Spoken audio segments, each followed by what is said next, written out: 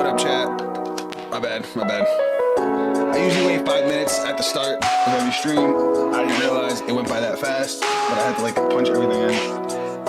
What is up? Alright, let me maybe add some sound effects. So I'm not gonna add the music for Arena because Wizards is very particular about their... Oh, hold on. Let me lower this.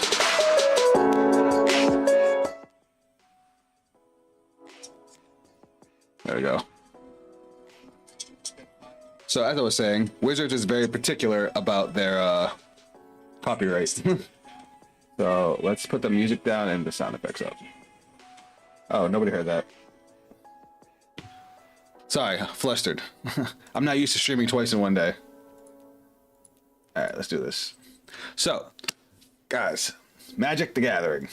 I have been playing a lot of Magic recently. A lot. If the background music is too loud, let me know. I can lower it over the... Hold on. Let me put this up so you guys can actually hear the game, and let me just lower the music. Alright. That still looks loud as shit. Hold on.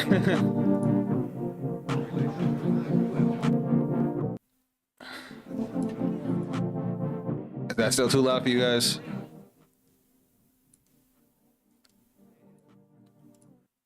Alright, fuck it. We'll just go without the background music for now. Alright, so I've been playing a lot of Magic, both online and on paper. I actually have a full Commander deck on paper. I actually just spent a shitload of money yesterday to get like a nice chunk of what I needed for it. And based on what you guys can see out of the decks I have, these top few are the decks, the top 4 are the decks I like built on here. I like Reanimator. I originally started off with green-black. After a while, I started looking into blue because I do like a more control-y format, playstyle, I should say. And a buddy of mine wanted to try playing against me, so I played him with my same deck, but he plays Pioneer. But all the cards I play on my deck were legal. I made an actual Brawl deck, which is basically like a 60-card Commander deck, so it's all one-ofs. That was fun. That one still needs tweaking because there's just a lot of... The hard thing about getting into Magic now is that there's so many cards out, and learning them all is just difficult. So I always end up getting caught off guard by things I don't recognize. Until thankfully, playing ranked, especially as you get higher up, you start seeing a lot of the same decks. So I made it to Mythic last rotation. It has something similar to like Master Duel, where you have to rank up every season. I've gotten close. I'm like 1 win away from Diamond 1, and right after Diamond 1 is Mythic. So we're gonna try to get it here. A lot of times it comes down to me making misplays, thinking I know how to deal with the deck. So this hand is kind of good, kind of bad. It's bad in the fact that we only have 2 lands, but everything else is good. We have a bunch of draw power, we have a negate, we have our early game plays. I'm here. And then Season Weaving is, if we get to 6 lands, it's just spicy. As long as he doesn't drop fucking Agatha's Soul Cauldron first turn or second turn, I hate that card. Okay. Alright, I'm doing good. If he had it, believe me, if he had it, he would have dropped that card immediately. So we're gonna play Rolling Dragonstone first. No, we're not. No, we're not, because we have it. I want to keep a mana up because we have Awkward Karen. So I'm successful. What up, Mr. OTK, my boy? How goes the famo?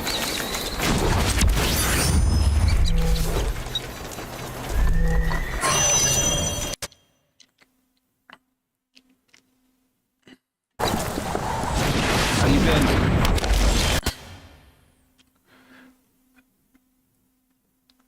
I decided to change it up. I've been wanting to do a Magic the Gathering stream for a while, and I finally got around to it.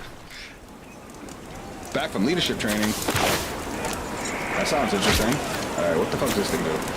Channeling. This creature is every type. Oh, it's a changeling, okay. When an opponent casts a spell, you can put a 1/1 counter on this creature. What's my hand look like? My hand looks okay. I don't have anything I want to discard. Yeah, so no, here's what we're gonna do. We're gonna swing first. Without casting any spells. He's not gonna block it because we have Death Touch.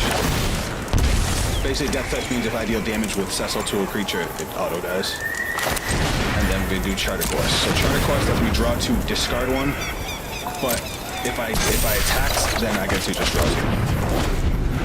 Bro, the game blind was stupid high. Oh, okay, hold on.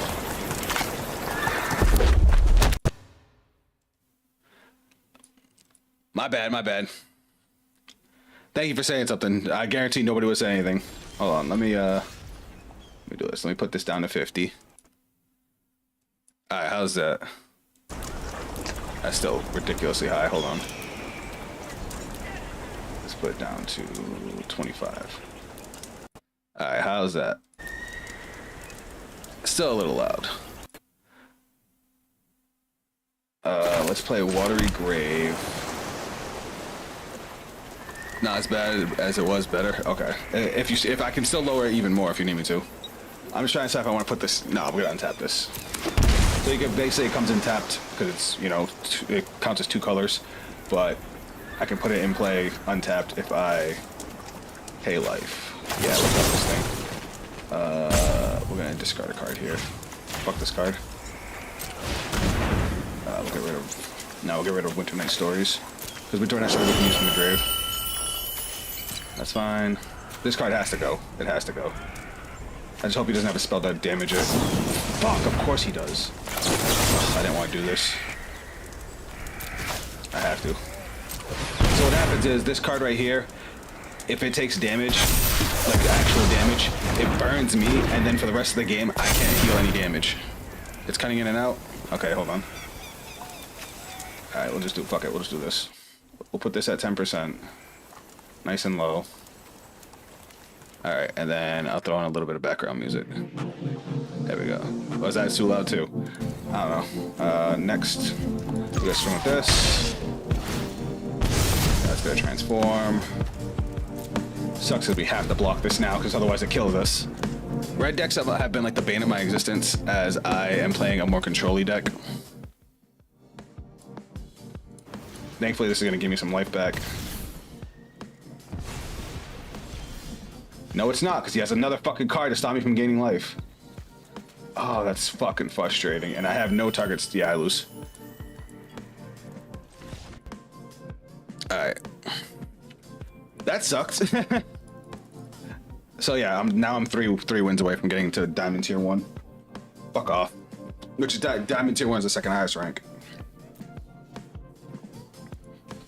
So, as I was saying, red decks, bro, you know we have great opportunities, right? What are we talking about? Are you talking about what's going on in the chat? Because I've been reading it here and there. I just can't always keep up. I usually have to go back and read it later because I'm always so busy. All right, I love that artwork.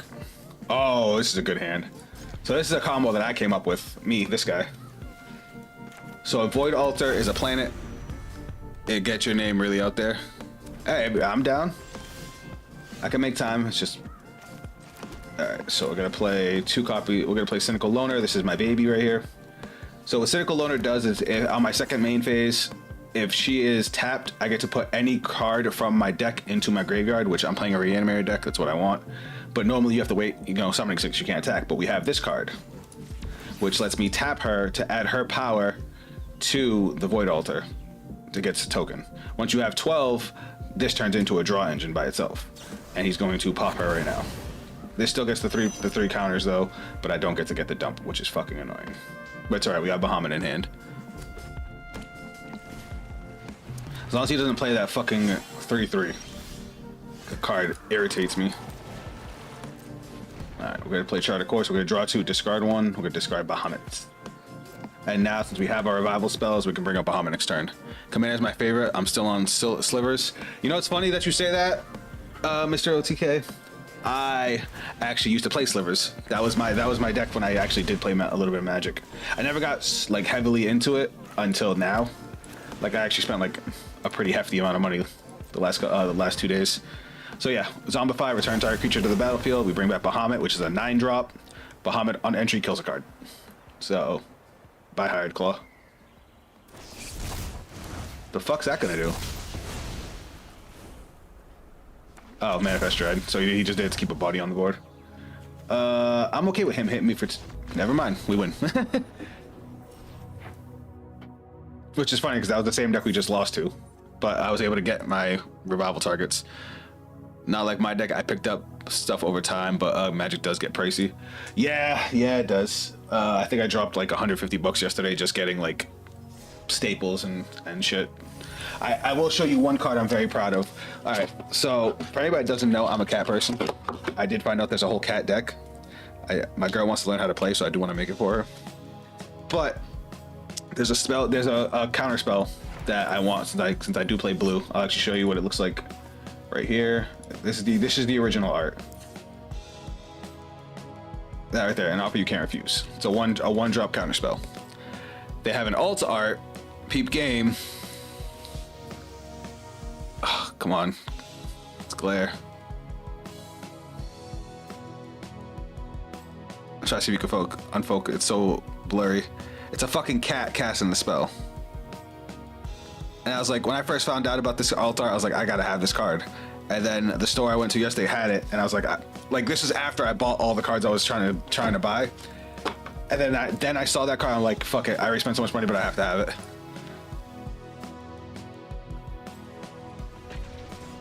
I was pretty gassed. I also have the buddy of mine who's also trying to get into Magic. He wants to make the Sephiroth sacrifice deck, and Sephiroth is expensive. But it turns out from all the tournaments that I played in, I had a bunch of store credit saved up. So you're playing standard? No, I'm playing commander. This is my commander right here. Right now in Magic Arena, I'm playing standard. This hand is awful. This hand is still not great because I have none of my draw power, but it's better. We'll send Massacre Worm back to deck.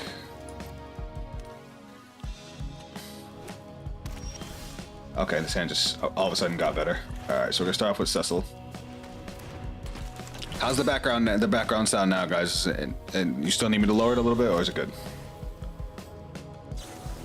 All right, so he just immediately killed Cecil. That's fine. We kind of wanted somebody in the graveyard. Gloomlake Verge, Rolling Dragonstorm. This is something I recently added. It's a draw to discard one. Oh my god, I don't know what to discard here.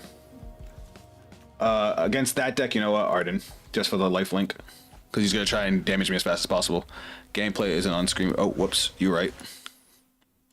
My bad. I showed you guys the cat and I forgot to switch it back.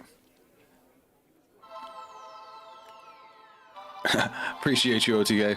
What'd I do without you? Y'all be staring at my ugly ass face the whole rest of the stream. Inspiration from Beyond's another card that I like.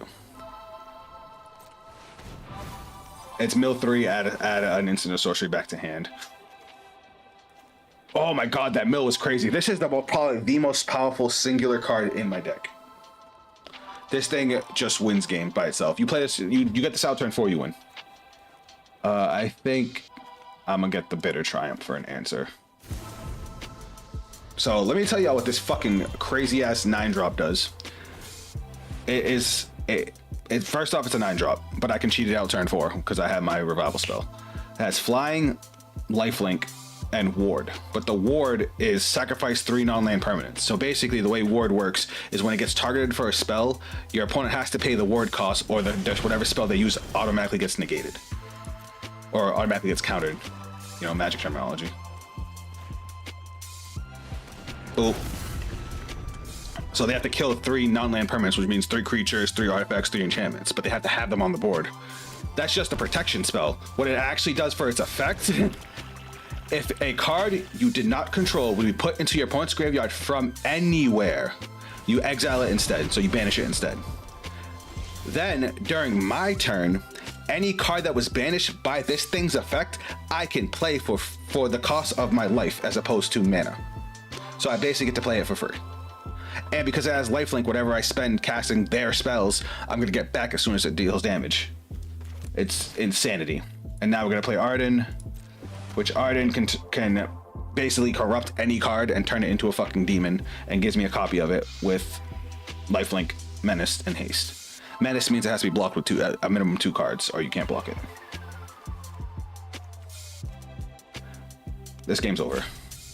Yeah, he's probably gonna try to wait it out. There's no way he's coming back from this. This deck wants to burn you as fast as possible, but I just gained my 2 best ways to gain life back that I have.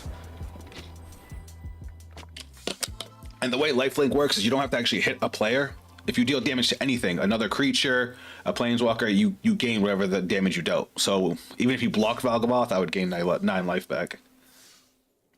Oh shit, I got my 15 wins. So for anybody that wants to think about getting into Arena, just the way it works as far as currency, see these circles at the bottom?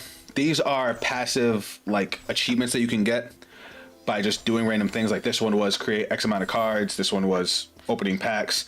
But then they have a daily one which just get X amount of wins in standard or in ranked, which is what I was doing, and you just get free rewards. So you don't even have to really like I've put maybe $20 into this game, but in reality you don't have to spend a dime. You could just do your dailies every day and you'll just get passive income and just be able to build decks from there. And the way it works is similar to like Master Duel, where as you buy packs you also get resources to build cards. Like for example, I'll buy a pack right now. This is if I want to spend money. We don't want to spend money right now, though. I do really want this card. I also really want an IRL, but let's not talk about that card IRL. That's basically the arena version of the Soul Stone.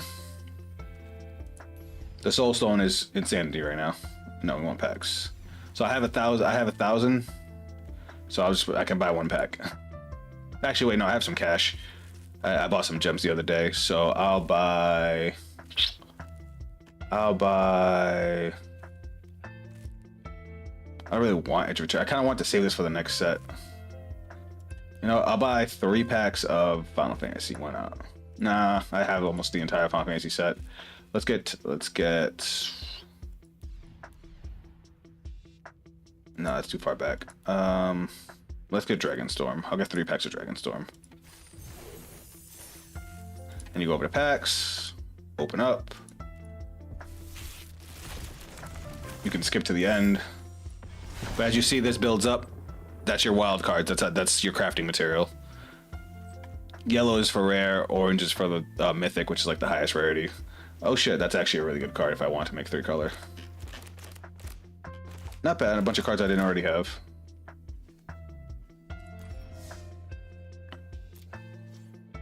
I might get back into standard. I think if I recall Sliver getting new cards. They actually got a whole new commander deck. You don't actually have to get into standard. I don't think slivers are in standard, but I know they, like, I could tell you right now just by looking it up. A sliver.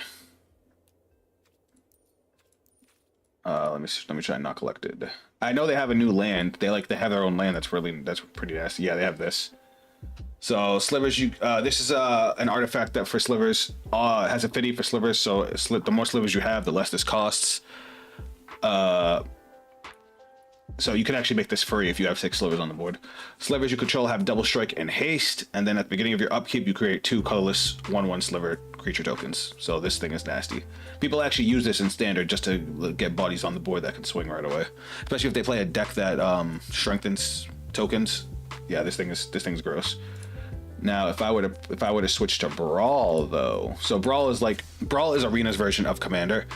They don't call it Commander because it's not a 4-person format like Commander normally is. It's actually a 2-player format. But there's 2 different versions of Brawl. There's Standard Brawl, which is 60 cards, but it's just the cards that are legal in Standard. And then there's Classic Brawl, which is 100 cards, and it has most of the cards that are in the game. Like, except it only goes back so far. Like really, really old cards you won't find. I started building a Brawl deck, like a 100-card Brawl deck. I'm working on that right now. That's this over here. Wait, what? Oh, because I still haven't clicked on standard. Like this is my Brawl deck. This is my Brawl deck, but I haven't modified this in a while. This is selected first stand. No, cancel. But let me see. Oh wait, no, I want to go back to the Brawl deck. Hold on. I know I'm supposed to be just playing games right now, but OTK's looking at slivers, and like I said, I used to love slivers. So let's leave this on Brawl. Let's type in sliver now. So this is all the slivers they got in here. Hold on, let me put all the colors. Oh, we don't need lands. I obviously don't have them. I remember first sliver being in here. Damn, they don't have that much at all.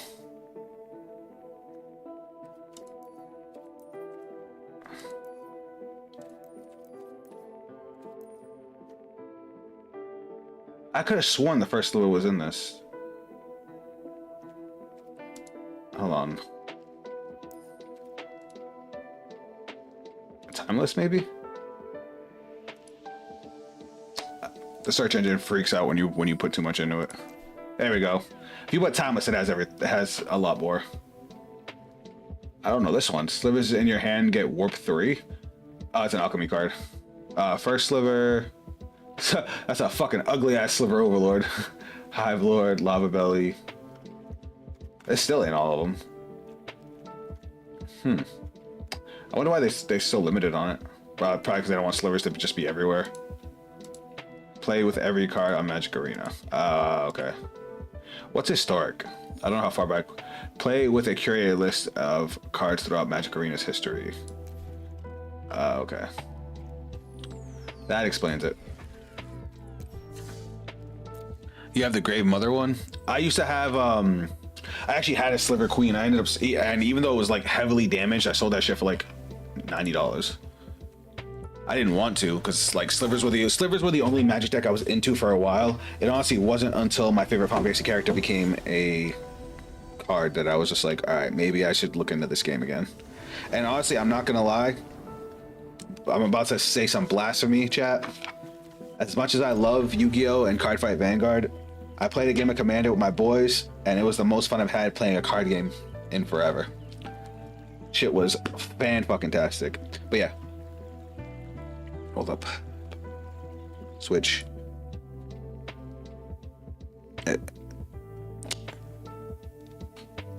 Fucking can't really see it. But Arden the Usurper. Main bad guy of Final Fantasy 15. They made him a card, they made him really good, and yeah. I was just like, alright, he's good. I gotta play him. I was gonna make a commander deck around him, but he's an 8-drop, and it just didn't work out. And I would have been forced to play mono black. So I started looking around for different graveyard commanders. And technically Emmett Selk isn't a good one, but I kind of made him good by making him a secondary win con, not necessarily the main focus of the deck. And what the fuck is happening right now?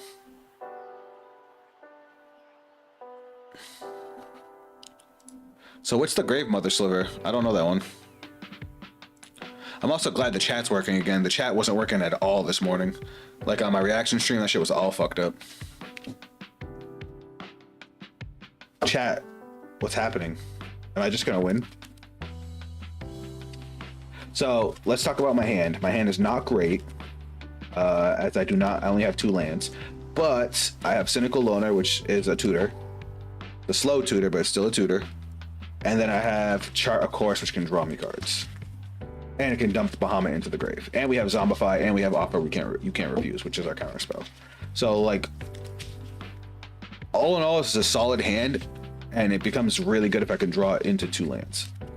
Because 2 lands will have our turn 3 set, and turn 4 we'll be able to draw Bahamut or something else. And we're just gonna play an island. Also, Gloomlake Verge is good because it taps for a blue, but if we have a swamp or an island, it taps for a black. So we have both of our colors already. Oh, our opponent is here. What the fuck? Why did they take so long then? Oh, Watery Grave's a good one. I'll play Cynical Loner first. Because remember, Cynical Loner has to tap to get its tutor, so it has to attack. Unless we have the planet, which we don't have. Because the planet can force tap it. Fuck that card. I hate that card. I hate that card. Did I just hear a cat sound? We're gonna let that hit. Now he has to choose if he wants to block this with that. We're gonna pay the 2 life. We actually have to play this now. Fuck, we drew both of our Bahamuts. It's fine. He's gonna let it go because this is too valuable of a card. Which is good because we'll dump. Oh, he's not. Oh, he's considering it. Okay, yep, that's fine. Now, this is where things are a little difficult. Because I could dump Massacre Worm, because the thing about this deck, he's playing the life gain deck, they play a lot of little creatures, and they basically spam out.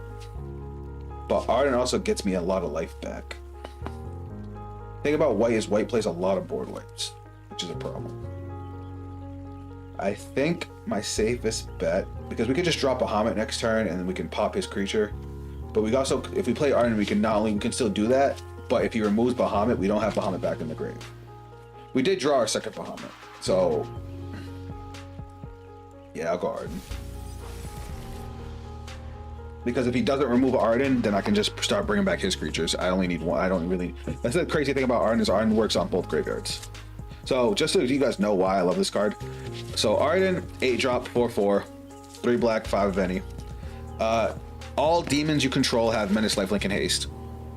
And Star Scourge. So Star Scourge is the disease from Final Fantasy 15. At the beginning of combat, on your turn, exile up to 1 target creature from any graveyard. If you exile the card this way, create a token that's a copy of that card except it's a 5/5 black demon, which means it would also gain Menace, Lifelink, and Haste. Alright, this is gonna hurt because he's pumping up all his creatures like crazy. So I'm gonna end up taking 7. That's fine. That's not a big deal. But now we do this, we do this, we do this. We do this, we bring out him. And he's also a flyer, so he's not gonna get blocked. We'll pop that. We'll leave her to block with, and then we'll swing over the head and gain 5 life. Now I gotta take out Essence Channeling because that's an annoying card. Thankfully, none of these cards have trample, so he can swing all he wants. I'm just gonna block. The only downside to Essence Channeler is that Essence Channeler, when it dies, it can put its counters on somebody else, which we don't like. That's fine. Cynical Owner did her job. She can go. The fact that we just ripped another Bahamut is not another Bahamut, but the fact that we ripped another Chart the Course just won us the game. Because now he's gonna give the counters to something else. I don't even care. So the summons, Bahamut, Titan, Odin, they're not legendaries. So I can have multiple copies of them on the board, which is what we're gonna do. Ooh, but we can also summon Emmett Selk. I'm gonna keep Emmett Selk as a backup in case he does pop my board. Instead, we're gonna go like this. We're gonna discard Bahamut. Proceed to play a land. Proceed to combat. I'm gonna bring back my other Bahamut. And now we can pop the bat. And now both of those Bahamuts can swing because they have haste because of Arden. Because they're demons now. They're dragon demons. That's so hard. But they have menace, so he can't block them unless he blocks them with 2 creatures. That's why he's done. He would basically have to give up all 4 of his creatures to block my cards. And now we go to Diamond 1. All right.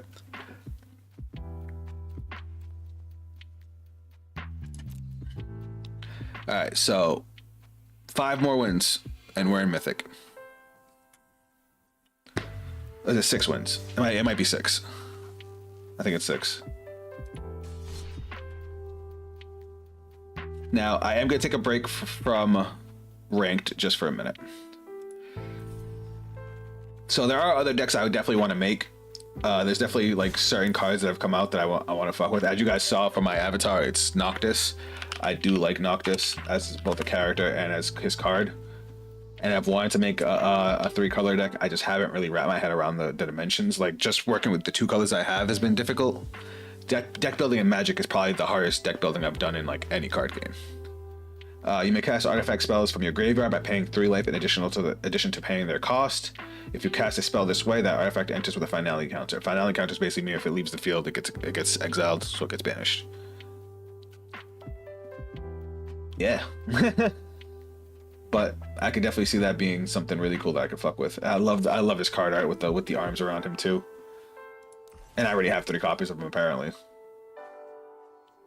Like look at that, it's hard. Alright, let's go. What's this? Limited rank?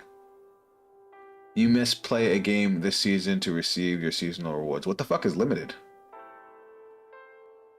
Well, that might be my next thing I look into, because I don't know what that is.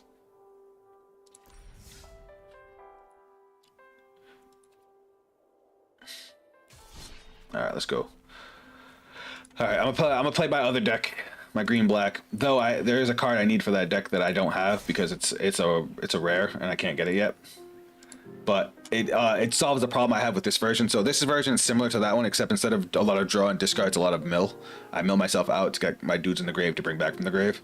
But if I ever get my big boys stuck in my hand, they're stuck there. I don't have a whole lot of ways to discard them once they're in my hand. but I didn't know about this card right here.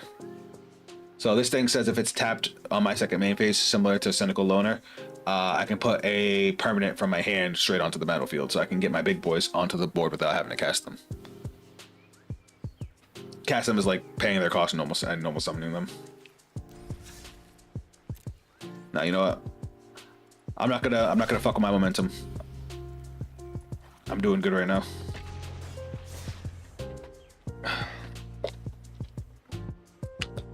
Hell, if I get to Mythic quick, we could go and start fucking around with some other decks. I can build a deck from scratch. Sephiroth, we gotta play mono black. So I think it's probably gonna be black-white sacrifice. This hand's solid, I'm keeping it. Winter Night Story is a card I love, but being a 3-drop makes it a little weird where it plays.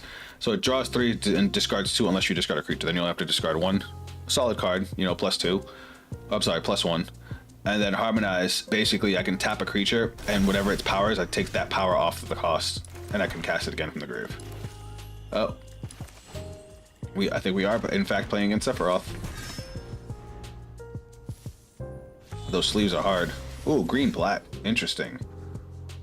Interesting. Alright, we're gonna play Cynical Loner. He either has to deal with Cynical Loner or I can start trying to tutor. We'll see what he does here. Oh god. That's a great fucking card. Oh, I fucking hate Overlord of the Hauntwoods. No, I love that card. That card's solid as fuck. I want to play this now because it's going to come in tapped and I can live without playing a 3-drop this turn. But I definitely want to be able to play my 4-drops next turn. Alright, we're going to go take action. Let us dump. He's playing black. Black doesn't have a whole lot of ways to deal. Sorry, I've been busy. Welcome back. Black doesn't have a whole lot of ways to deal with Valgavoth. But he's also playing green. That also doesn't have a whole lot of ways to deal with Valgavoth. I think Valgavoth might actually be my best bet. But then if he starts amassing a board before I don't have a revival spell, so if he like amasses a board before I have a revival spell, then I'm fucked. So I think Bahamut's probably better right now, especially since I can now go chart a course and dump art. Oh wait, I attacked. Fuck! I forgot if you attack, you get to keep the cards. Oh, this is the very deck I was just talking about. I'm fucked. Now you can put any permanent, and there's Valgavoth. Fuck.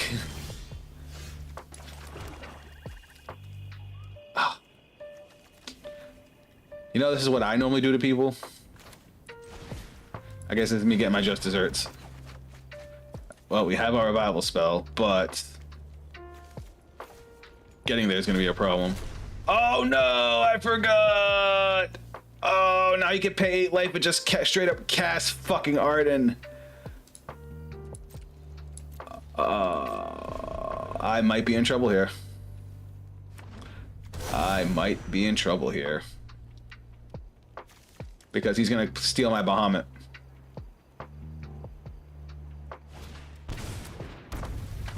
I can't believe I just fucked this up that hard.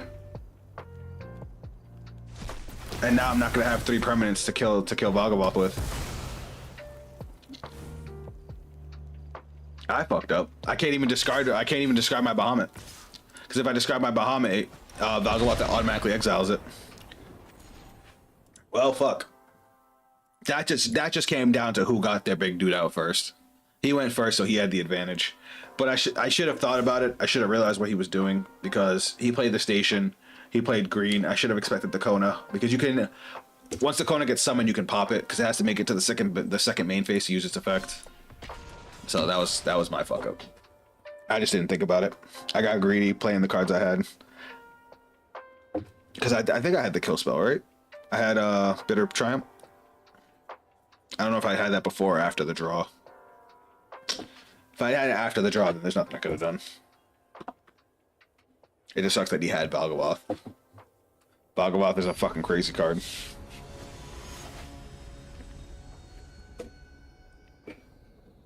And me discarding was just bad juju. Alright, this hand is solid. We stop for Restless Reef because it's gonna come in tapped. I would have liked an untapped land, but that's a really good land. It basically turns into a creature when I don't have anything else.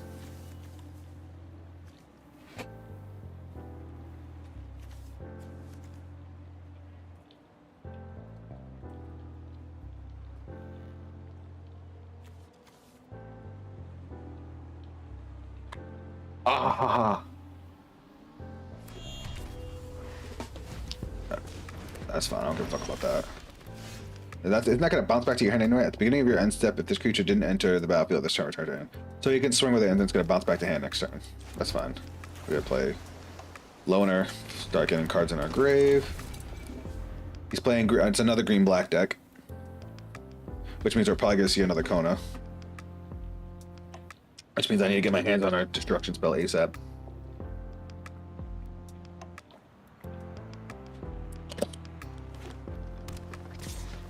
That's fine, you can have that.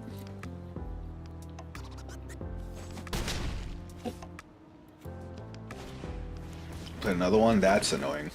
Because that means he's going to block Cynical Loner. That's fine, I mean, we don't really need Cynical Loner because we have good cards in our hand. But I would have liked to be able to get my shit. Oh, never mind, he's not blocking it. Okay. Well, we already have Vogelboth and Arden, and we're going to discard probably Arden, so let's discard Bahamut. And then let's draw some extra cards. I could play Cecil for defense. Do I want to play Cecil? Like, I could play Roiling Dragonstorm and Cecil, or I can play Winter Night Stories. You know what? I'm gonna go with Dragonstorm because I can get Dragonstorm back. But maybe I should have dug for cards because I need a land and a revival spell. Fuck, I didn't think about that. Alright, well, we got the land. And then let's get rid of Arden. You know what? I'm feeling froggy. Let's get rid of Vogelboth.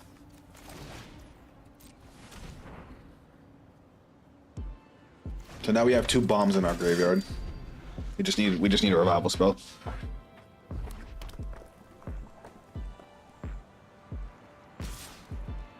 We're gonna block this, even though it's gonna kill my Cecil.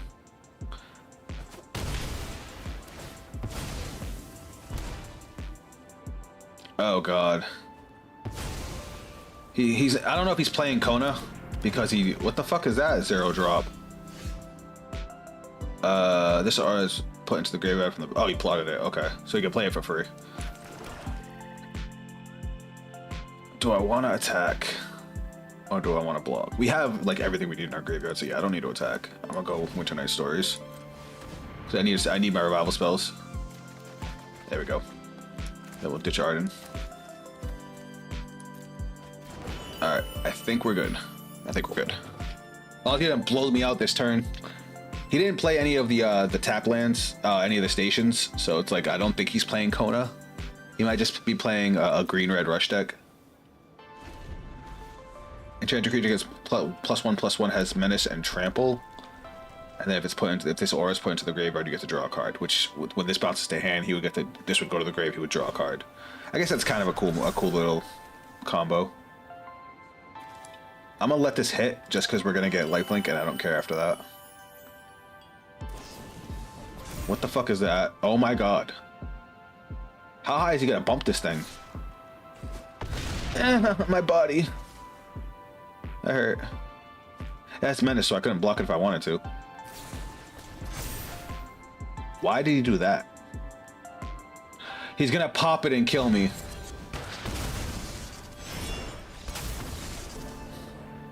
I fucking hate that that's a combo.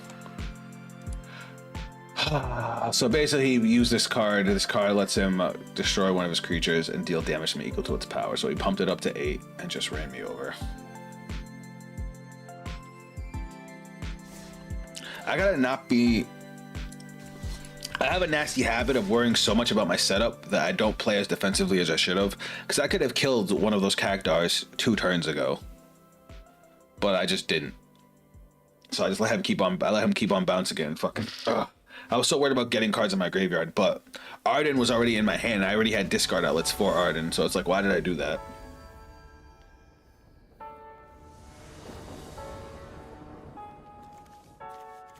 Like, decision making in Magic is so much harder than other card games.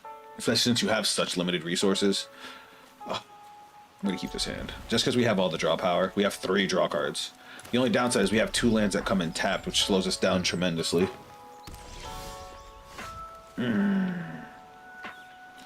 He's playing green. Green doesn't have a whole lot of spells I need to worry about countering right this second. So we'll start off with rolling, and we'll get Bahamut into the grave. All right, we have plenty of mana. Now we just need to get into our revival spells. That's annoying. Okay, we have a revival spell. We'll get Massacre Worm into the grave in case he swarms. So Massacre Worm is my anti-swarm card. He gives all my opponent's creatures -2/-2, and then for every creature that dies while he's on the board, our opponent loses 2 life. I've stolen games with just him. What the fuck is this thing? I don't know. We're gonna kill it. So we're gonna play a swamp, and then we're gonna zombify. Do I want to zombify? You know what? No, we're gonna Bitter Triumph. We're gonna wait till next time to zombify, because then we'll also have 1 mana up for our counter spell. And then we're gonna do Charter Course. Draw 2. Let's discard Cynical Loner. See, we had mad draw power, so now like, even though we have a slower start, our what the fuck does that have a ward for? Okay, it has haste. That's gross. Collect evidence 4, so I have to exile 4 cards from my graveyard. Exile cards with total mana value of 4 or greater from the graveyard. I have plenty of that. Okay, cool. Oh, and I drew another counter spell. Say less. All right, we're gonna play an island, zombify. Obviously, we're bringing back Bahamut, which is also gonna bounce back Rolling Dragonstorm, so we get a draw card back for later. And we're gonna pop this. We're gonna hit the ward. We have another zombify in hand, so we don't need to get the one back from the graveyard. I do have a card that lets me get it back from the graveyard, but that's the one of it in the deck. And then we're gonna use. I hope to God he doesn't have another creature with haste. So by stationing this, I put 9 counters on it. Once I get to 12, its second effect turns on where I can pay 2. He does have another one. That's so annoying. So what it does as its second effect is I pay 2 life, I sack a creature, and I get to draw equal to the creature's power. So like if I were to sacrifice Bahamut, I would draw 9 cards. Yu-Gi-Oh could never. Alright, we're gonna get rid of both Charter Courses. That's 4, and that thing's dead. Alright, we're gonna play Swamp. We're gonna play our Roiling Dragonstorm back out. Gonna draw some cards. That's a fucking great card. That's a 1 of in my deck now. It was a 2 of, but it was just taking up too much space. But that's a win con right there. We can get rid of Deadly Cover Up. So what this does is I can allow my opponent to draw a card, but I get to bring back a creature and make another copy of it as long as it's not a legendary. But Bahamut is not a legendary, Massacre Worm's not a legendary, and basically I get a copy of the creature, but it's only 1/1. But any crazy effects that it has, it gets to keep. Alright, let's swing in with Bahamut. 9 damage is good. Then we'll play Cecil. I'm scared to station the Cecil because I don't know if he's gonna fucking drop another bomb on me, so I'd rather keep the Cecil for defense.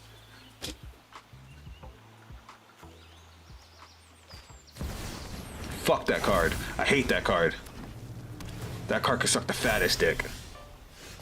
Alright, Bahamut's third effect lets me draw 2 cards, which is crazy. We'll get Watery Grave. I'm not gonna pay for it. We are gonna Strategic Betrayal, which is gonna exile it, and I think we win. Because now we just swing at both. Sweet. Alright, cool.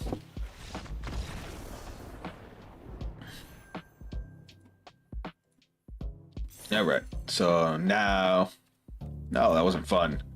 1, 2, 3, 4, 5 more wins. 5 more wins, fuck off.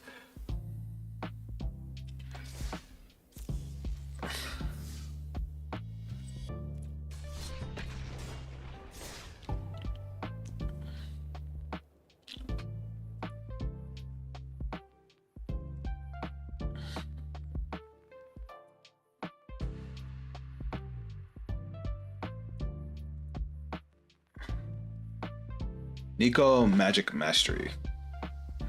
All right, I guess this is okay. We have no kind of like early game creatures, but we have a lot of draw power to get into our shit, and these draw and discard. So that, and we have Zombify. If I'm playing against a rush deck, I'm gonna lose. But if I'm playing against anything that's even a little bit slower, and I'm going first, we have a chance. We have a chance, guys. And we're playing against a rush deck. Fuck off. All right, let's spray and pray. Fuck. All right, we just need a target. As long as we get to turn 4. Winter Night Stories is going to be our biggest fingers crossed. As long as we get a decent target to dump, we're good.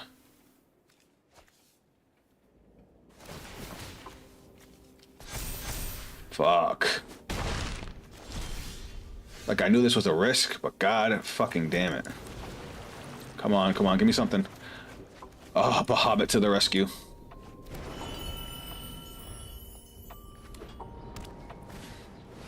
This is the only game when you could draw 5 cards over 2 turns and still be behind.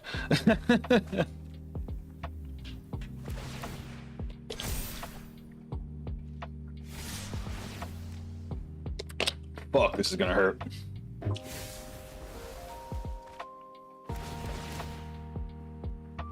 Am I dead? No, I'm at 17. 8, 11 is crazy though. Alright. I mean, I might still be dead. Bahamut might not be enough here. Alright, whenever you discard, put it with that many 1/1 counters on it. Whenever you attack, you may discard a card. When you do, put a 1/1 counter on against trample till end of turn. I guess this one. No, we're not stationing Bahamut. We need the defense. I'm hoping he burned through a lot of his resources already. Fear of Missing Out is a fucking crazy card. It basically gives him a second battle phase, so he can untap his creatures and swing with them again. Well, he gets to untap 1, but still, it's a really good card. If he passes, we have a chance. We have a chance. We have a chance. We have a chance. We have a serious chance. All right. I need to do this right. I need to do this right. I think we just dirtle.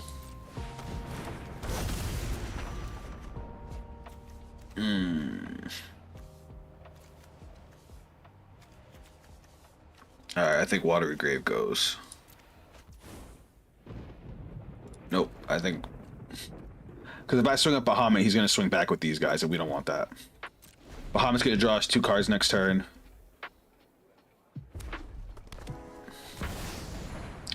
Fuck no, you're not getting that. That card's crazy. So what I did is I countered it, but I gave him 2 treasure tokens, but he has no cards in hand. We take it. We take it. We survived the rush, and that was all it took. I mean, Bahamut's a big boy. The thing is, with my life that low, he should have just played it out. So Bahamut only pops a card on summon, and then, I'm sorry, on cast, or on entry. Right, I gotta get the terminology right. He pops on entry, and then he pops on the following upkeep. His 3rd turn, he only draws you 2 cards. He doesn't pop anything. So with his life so high, I couldn't swing with Bahamut, because as soon as I swing, unless I can fill my board, he's just gonna punch me in the face. I'm gonna die. And then turn 4, Bahamut kills itself.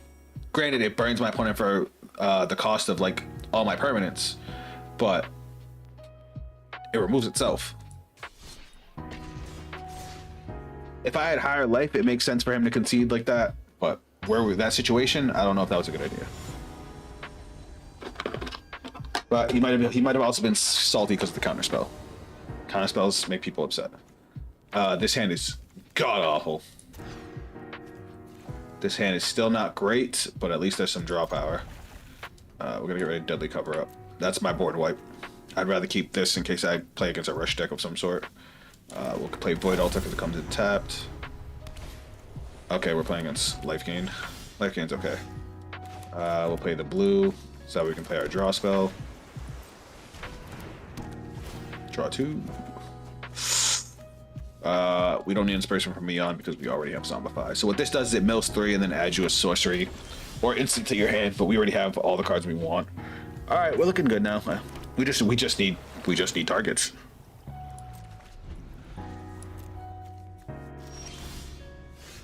Fam. And he's probably playing a mill deck. If he's gone this long without playing a creature, he's playing a mill deck. Which means all of this destruction in my hand does nothing. That's a good card. Except I have no way to fucking discard it right now. And the thing about Arden is that Arden can't do much by himself. Oh, it's artifacts. Okay, never mind. Still not a good matchup for us, but we'll be alright. At least now we could do stuff. Because we drew into some creatures. Now Emmett's goes off, so what Emmett does is on summon, on cast, he or on entry or on attack, he draws a card, discards a card, which is what we wanted. And then we're also going to cast Cynical Loner since we drew into her, which our out to artifact decks is actually Bahamut. Because blue and black don't really have a whole lot of artifact hate. It's one of like the biggest weak spots of the deck. That's fine, you could exile her, she already did her job. Alright, so now we're gonna go Zombify. This time we're gonna go straight for Bahamut, we're not gonna go for Ard. Mostly because the cards are gonna come in tapped anyway. Never mind, he's gone.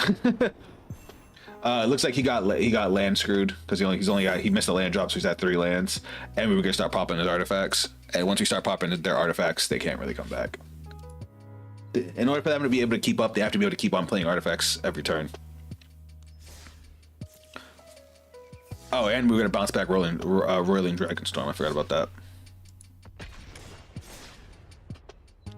Yeah, having a draw spell that we could bounce back to use again is pretty sweet. All right, 3 more, guys. 3 more. Come on, if we can just win 3 more without dropping one, that's it. We're in Mythic, and we're good for the season.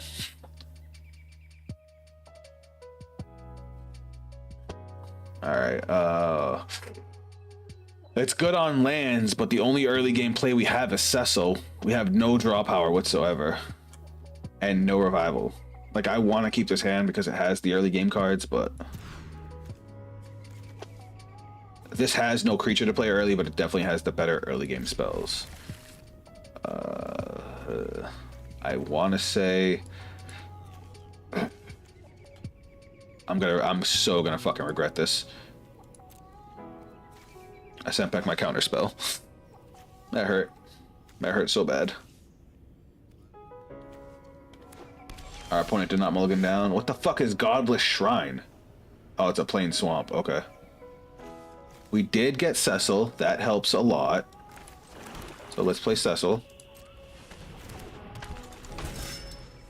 Alright, so now we have at least a minimum our first 3 turns ready to go. That's not good. That is not a card we wanted him to have. So that basically is a draw power built-in card. Oh, nice lands, nice lands. Now we just need a revival spell. We get a revival spell, we're in there. So what Dark Confident does is he gets a look at the top card of his deck at the beginning of his turn and add it to his hand, but then he loses life equal to its cost. So like he just lost 2. But it's still a free draw. It's only when he hits the big cost cards that it really becomes a pain in the ass. But as long as he doesn't hit the big cost card, they don't fucking matter.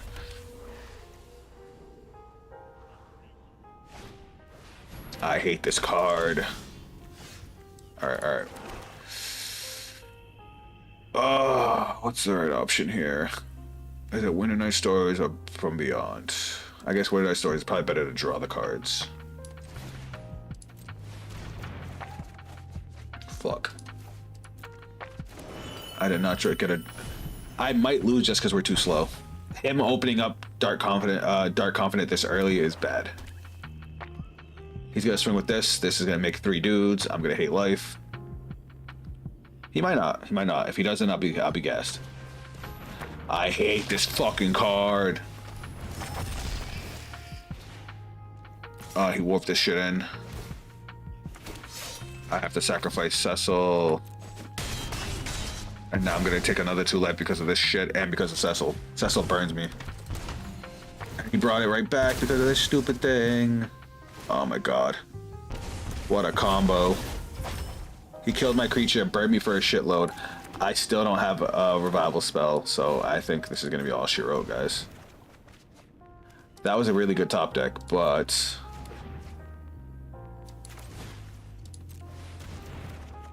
okay.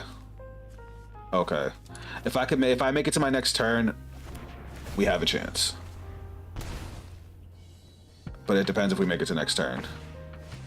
Because he's gonna swing at me 2, 3, 4, 5, 6. No, I'm dead. So I'm gonna let him play it out just because it's a fire ass combo. So this fucking Vengeful Blood Witch, every time a creature gets killed, I lose a life. So he swung with all this, it makes 2 tokens, and then the tokens kill themselves. So when the tokens die, he just burns me. So he beat my ass with all those tokens, and then they die, and I take a bunch of damage. Fuck. I just didn't have the early game for that. His early game was crazy. That's what the sacrifice deck actually does. And then it also sprinkles Sephiroth in there, because Sephiroth can manually trigger it. Yeah, it gets pretty gross.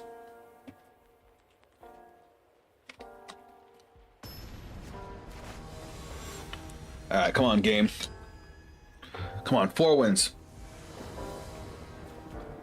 Alright, 3 mana, draw spells. Okay, yeah, this is a good hand. Even with no early game creatures, this is a solid hand. And we're going first, so that helps a lot too. I just need to see a basic. There we go. Alright, we're good. Ooh, land. This is probably a landfall deck. If this is a landfall deck, I need to hurry up and establish myself. So landfall decks, they're basically decks that get effects every time you play a land, and they get a ridiculous amount of power. They're pretty brain dead. Yeah, that's exactly what it is. See, I don't know why he did that, because he just lost out on some damage, because Tifa can't swing the turn she's played. So, in the case of Tifa, every time you play a land, her power doubles. So you pay a bunch of lands that sack themselves to get other lands. And it makes it so you can just make her swole as shit. Now, I don't think I need the draw, so I think I'm just gonna pass here. I'd rather keep, because I have an instant that can pop a card. And it depends, like, I don't see him getting Tifa too big with only three mana. But we'll see. I could be wrong. He could blow me the fuck out.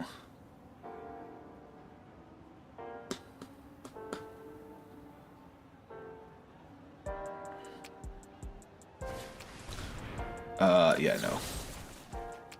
We'll pay 3 life. Our life does not matter in this matchup. In this matchup, it doesn't matter how low our life gets, because even at full life, they're just gonna blow us out the water. Oh, he's gonna tap this because he has a protection spell. Yep, that's fine. You know what? I'm not even mad about it. They gave her indestructible for the turn. I might be dead because he's gonna play 4 lands this turn. So 2, 4, 8, 16.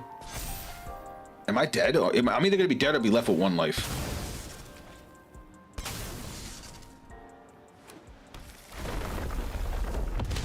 Oh no, he kept this on. Why? Why? Whenever, then if it has 3 or more. Oh, because they only had 1/1/1 counter on it. You have to have 3 1/1 counters for this. This basically pops itself to get 2 basic lands from the deck. So I thought he was gonna kill me, but no, we're fine. And now we can play Zombify to bring back Bahamut, which is gonna pop the Tifa anyway. So we got him to waste his 1 protection spell. Cool. You know what?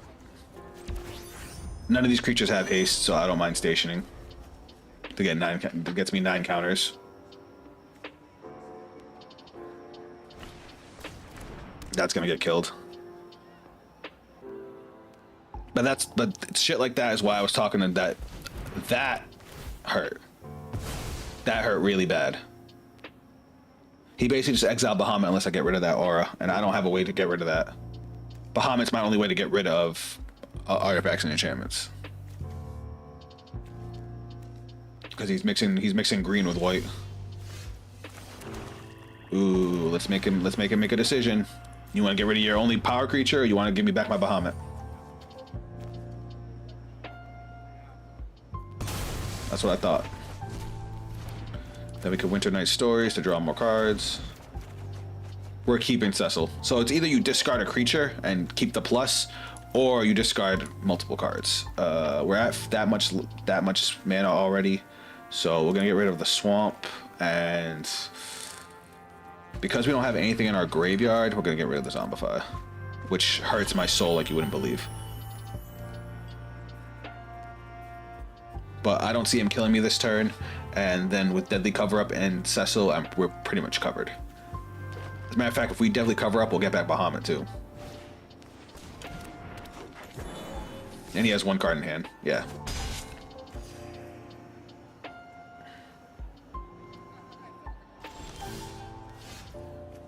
Play this, play this. Let's do this. So what Deadly Cover does is it's a board wipe, destroys all creatures, and then I can exile total costs up to 6, or at least 6. If I do that, I can choose any card in his graveyard and exile the card from their graveyard and every copy from their hand deck for the game. So we're gonna pop their board, which gets me back my Bahamut. What happened to Tifa? Oh, I exiled their graveyard, that's why. Fuck. I was gonna exile the Tifa, but it's fine. Getting rid of these is perfectly fine with me. Those are free mana. And now we're gonna get back Bahamut, because this has to be attached to a creature. Submit 0, and then we'll station Bahamut. And just in case he feels like getting froggy. And now this is on. So now I can use this as a draw engine. But I'm pretty sure the game's over. So what this does, like I said, I can pay 2 and tap it, sacrifice a creature, I draw whatever the creature's power was. So I'm gonna do a cool little combo next turn. Never mind, he quit. I was gonna swing with Cecil. So what Cecil's effect is when Cecil deals damage, it burns me for 2, or for however much damage it dealt. So in this case, with 2 power, it would have dealt 2. And then if my life total is half, he flips over and he turns into a paladin. He turns into a white creature with lifelink. He has 4/4 and he has protect, like the spell from Final Fantasy, where whatever creature's attacking with him gains indestructible, but he also has lifelink. He also has 4 power. So I would have swung, dealt 2, flipped him, and that way I sacrificed him to draw 4 cards.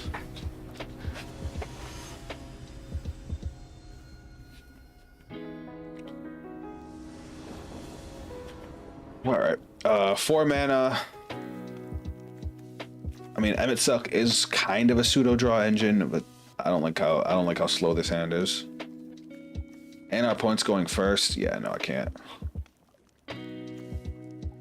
This hand looks cool, but if I was going first, it'd be one thing. But with our opponent going first, nah, we need a faster hand. This is much better.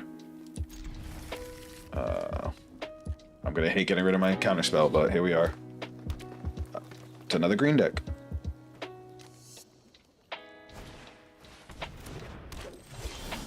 Alright, we're gonna play the station again. Except this time we could Cynical Loner to dump. Against green, Bahamut's usually the best way to go, because they need to keep their dudes on board.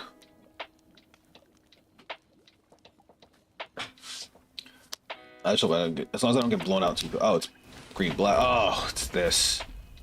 Alright, I gotta be careful. I need a destruction spell ASAP.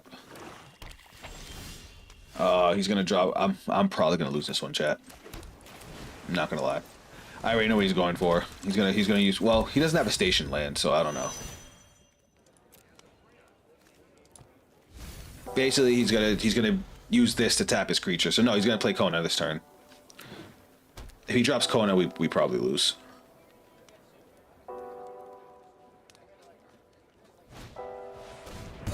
Ew. Never mind. So the Strategic Betrayal is the card I played. It forces your opponent to choose one of their cards and exiles it, and then exiles their entire fucking graveyard. It's a very anti-my deck kind of card.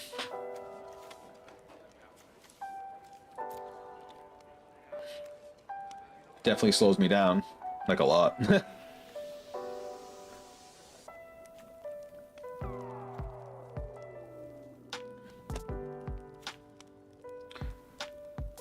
So I was expecting him to play. It was like that other deck that we played, the other green deck, where the dude played a 4-drop, was able to tap the 4-drop, and then that allowed him to play another dude from hand. That's what I thought he was gonna do. He might still do it next turn. Alright, we're gonna play Roiling Dragonstorm to draw some cards.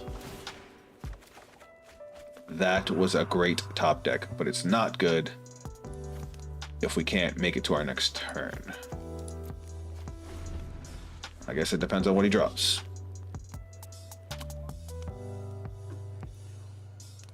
This game's gonna be a grind. Yeah. If that's all he's doing, this is going to be a grind. All right. We're going to play roll Watery Grave. We're not going to pay for it. We're just going to pass turn. Whatever he drops, we can better try him.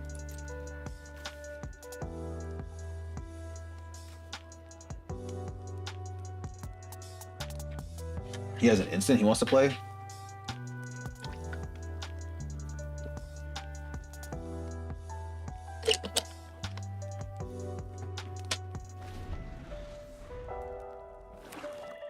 Alright, he's got 5 mana. That's not good. I mean, if he's just going to keep poking me, that means he has a handful of destruction. The thing about black is all of black instants are all kill spells. So he's sitting on a bunch. He must be sitting on a bunch of interaction, which is fine by me because that gives me time to catch up.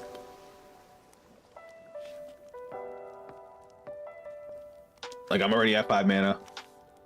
He's swinging at me with 1/1s. I'm all of this effort that he's putting in, and I'm still sitting at 17.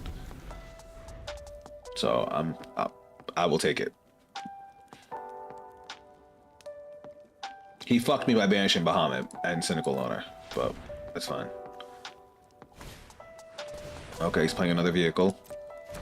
The vehicles, unfortunately, don't do anything unless you have a card to tap for them, but it is letting him ramp up.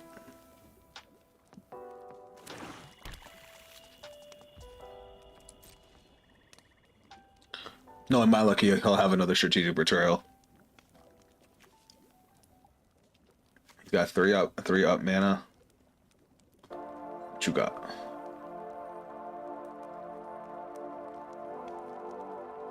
Pass turn.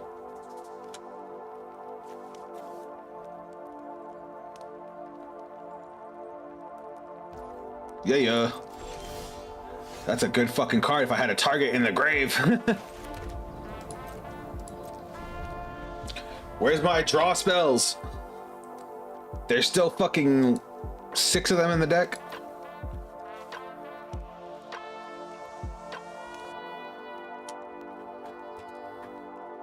No, because then I also have Arden, so like I have like 10 draw spells in the deck and I'm not seeing any of them. Well, 9 now because I saw Rolling Dragonstorm.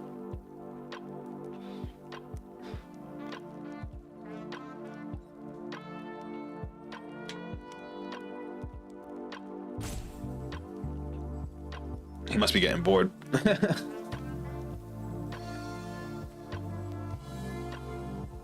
Alright, I'm gonna play with my cards IRL.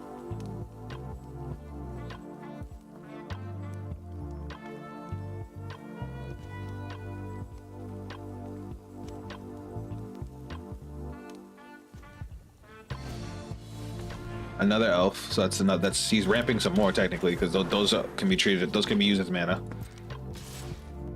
That's fine. Hit me again. Just biding my time now. I mean, that's a good card. I guess we might as well get rid of one of them. I'm okay with taking 1 every turn. I don't know if I want to take 2 every turn.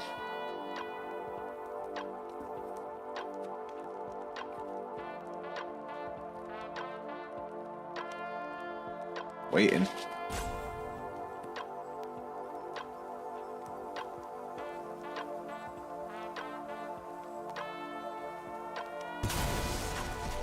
I mean, it didn't matter which one he got rid of. I guess he wanted to keep the untapped one for damage, or so he can use it as mana. Sorry, this game got so slow so fast. It's turned into a slog.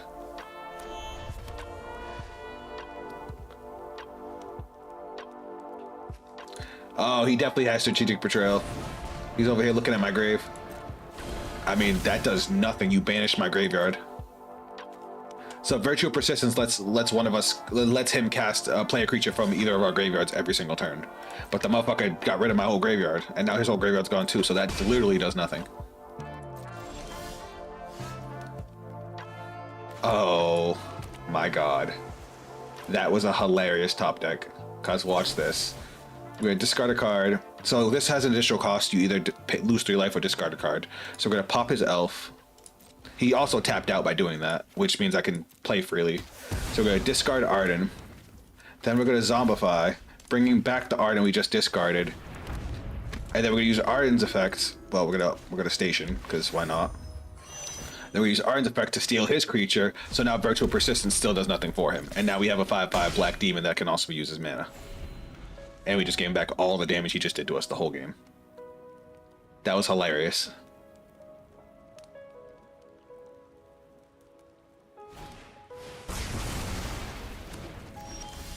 And the funny thing is he's not even going to banish the Arden because he wants to revive it. But I'm just going to revive it.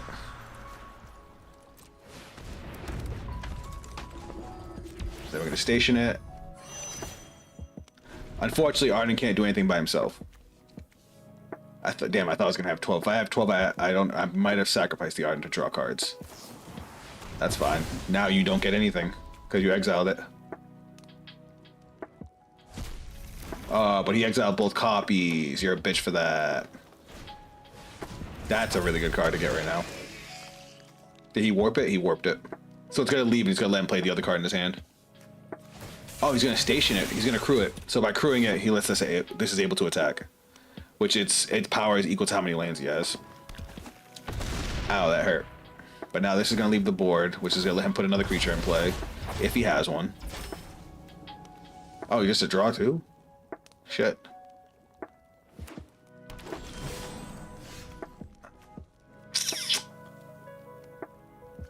I think we just chill. There's still no creatures in any graveyard, so Virtual Persistence doesn't do anything. 4, 5, 6, 7, 8, 9. I like that. Oh, but he could just cast this. Oh, I might be dead here. I didn't think of that.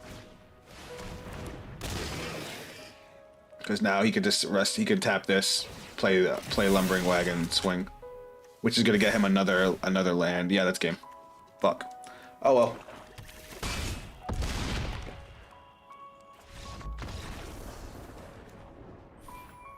That game was annoying. I thought I stole it when I got the Arden. I thought I could steal it, but he had the board wipe just saved up.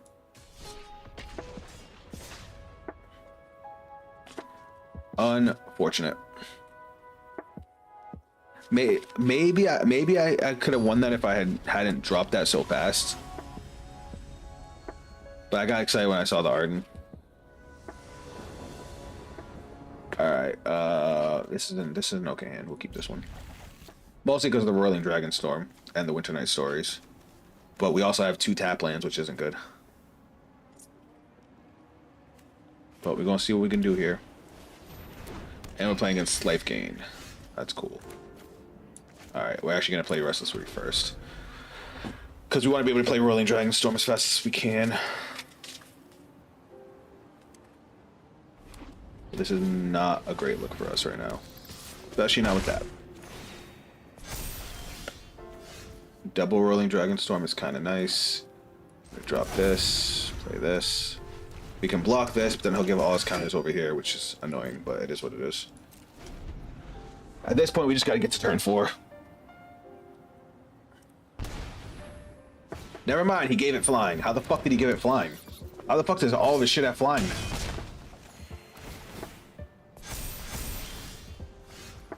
He only had flying. It has flying during his turn? As long as you've lost life this turn, this creature has flying and vigilance. Oh. How did he lose life, though? I have no idea what the fuck happened. Alright, let's go Winter Night Stories and pray. We do not have a revival spell. Well, shit. We might be in trouble. It's alright, we could potentially top deck one. We have plenty of mana. Oh, Starting Town made him lose life.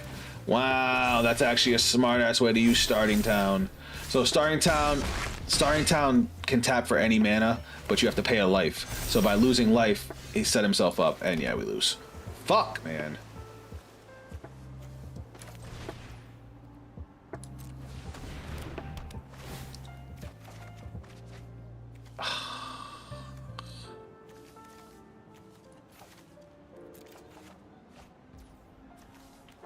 I don't want to play another card. I'm literally hoping he just can't kill me next turn. But he has 3 attackers now, so that's 3 damage. Plus I can only block one of these. Yeah, that's fucking game. And then Cecil, as good as he is, he burns me for 2. So it's like I have no options.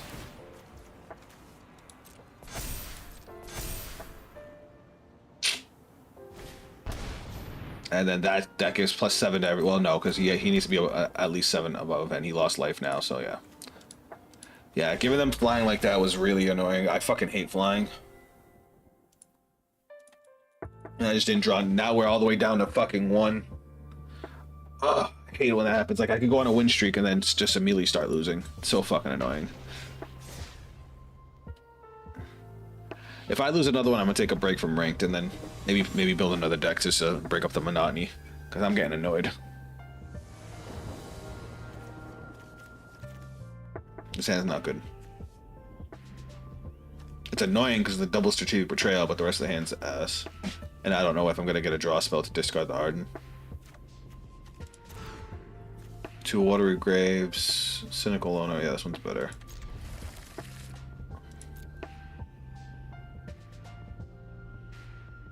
Are we going first? No, we're not. He's going first. I almost never go first. Like, it's very rare that I get to go first. Me going first gives me a really big advantage. Oh my god, I should have untapped this. Oh, don't play. I got the Soul Cauldron. Oh, thank god. Blue-red is the deck that plays it because of Vivi. Speaking of which, alright, so I have to make sure I leave a mana up, like, at all times. Agatha's Soul card is a card that auto beats my deck. It requires me to play very fucking weird the whole rest of the game if I let him get it. So what Agatha's Soul Cauldron does is you can tap it, exile a creature card. I'm sorry, exile any card from any graveyard. If it's a creature, you get to give something 1/1. And then anything that has 1/1 counters gets all the activated abilities of whatever card were exiled for Agatha's Soul Cauldron. It's fucking awful.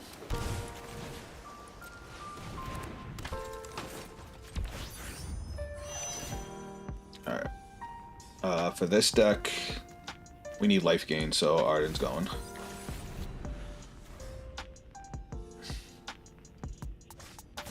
Yeah, fuck you.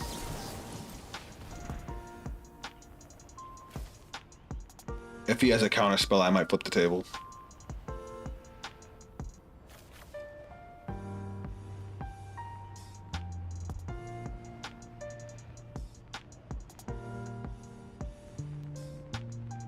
If he has a counter spell, I might flip the table. That's fine, I don't give a fuck about that. Alright. Just don't have another one, because I gave him 2 mana. Alright, we're in the money. We can play the game. We can play the game. That's all I care about. Because we're going to bring back Arden next turn, we're going to steal his Vivi. Oh, and he played a tap land? Say less. His turn's done. He can swing at me with this twice, though, which is a little annoying. But I'll take 6 on the chin, no problem. Cool thing about this card is this card makes Arden broken if I can steal it from him. Alright, let's go Zombify, bring back Arden. Boop boop. We're gonna tap down the Arden. We're gonna bring back Vivi. So you guys know Vivi's fucking effect. First off, we're gonna swing with him. Then we're gonna activate his effect. We're gonna get any combination of blue or red equal to his power. Since this motherfucker has 5 power, we just get 5 mana for fucking free. But I think I can only cast oh, because these need black. That's fine, we'll do this. And it just makes him bigger, and he burns when he does it. Yeah, that's fine.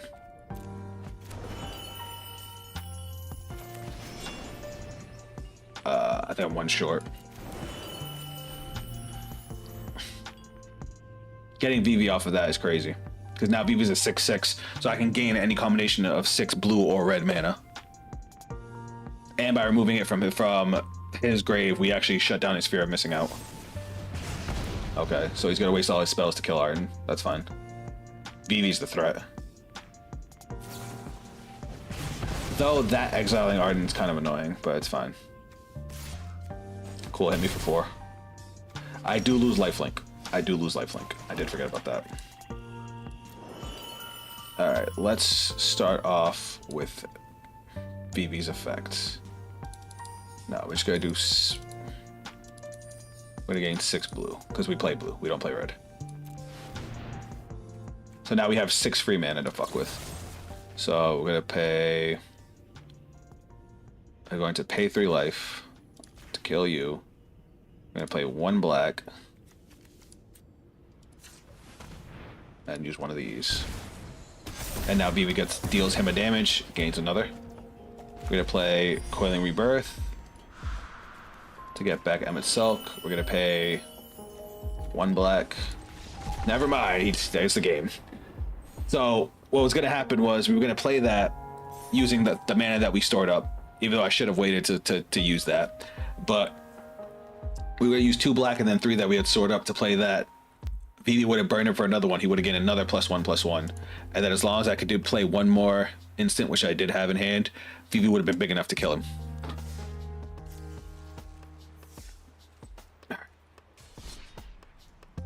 Alright. We got it. Now we just gotta keep the streak going. Keep the streak going.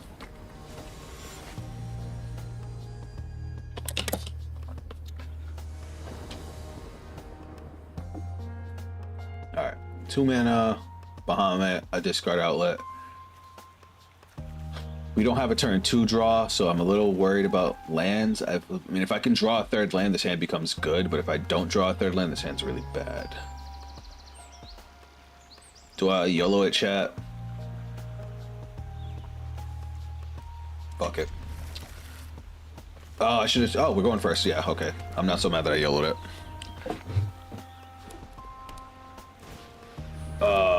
That's annoying. It's alright, we're gonna do the island. Basically, this forces me to exile a card, and in order to play the card I exiled, I have to pay 2 extra mana. If it's a land, though, it auto comes in tapped, which is a little annoying.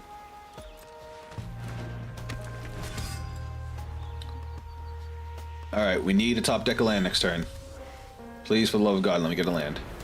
Oh, he's playing the station, the white station deck? That's interesting. Well, I'm fucked. Now I'm behind on lands. I shouldn't have kept this hand.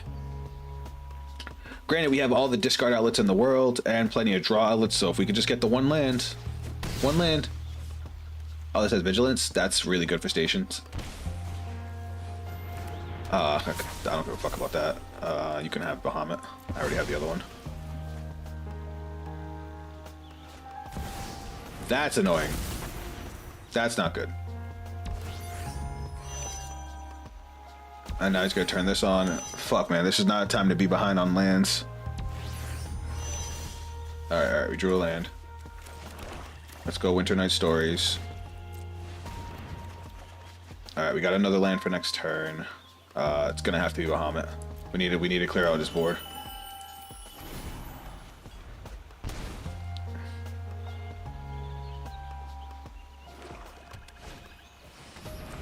What the fuck's this thing do? Stop playing cards, please. His board is massive already. And he has a flyer. Well, I'm fucked. Thing is, whatever Cecil blocks, it's gonna die. But we'll take this guy with me. He doesn't need any more draw power. And I have to take 2 life. Fuck my life. I hate you. Alright, I need to rip something. I need to rip a revival spell. I did not rip a revival spell. Well, that's game. He just had his board. He had the way better early game. My early game was ass. Losing that land drop sucked so much dong. Because that should have been the turn I drew. And then I would have been able to block some of his earlier attacks. I played that like ass.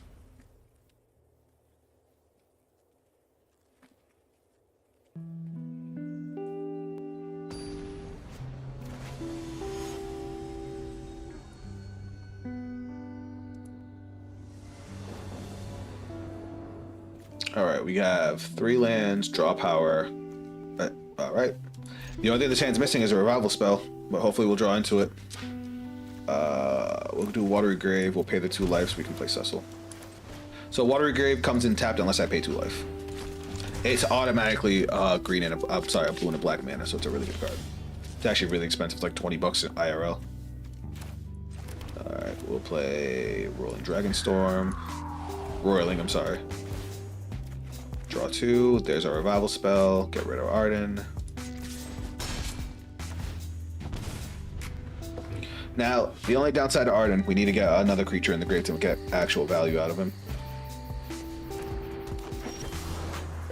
Doesn't have to be my own creature, but we need another creature in grave. So we're just not gonna go, not gonna block. Not gonna block, not gonna attack him. I need him to kill Cecil. Need him to kill Cecil, I need him to kill his own creature, I need him to do something. That works. I'm gonna wait though until after his turn, because if we play this, we're not gonna be able to use Zombify anyway. So we'll wait till next turn to Zombify. But I'm gonna poke for damage. I just gotta be careful because that does burn me for my own damage.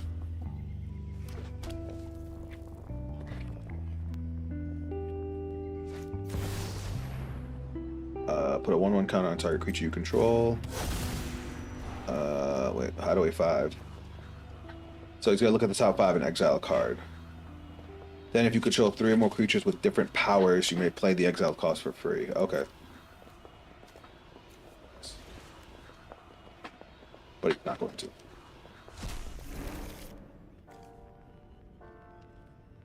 You're gonna pay the cost to put 1/1 counters on this creature.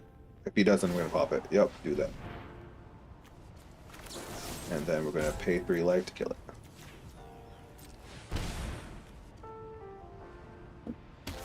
Yeah. And there's our target for Arden. Oh look, Bahamut. I would have liked to discard that. It's alright, we'll get Arden. Cool.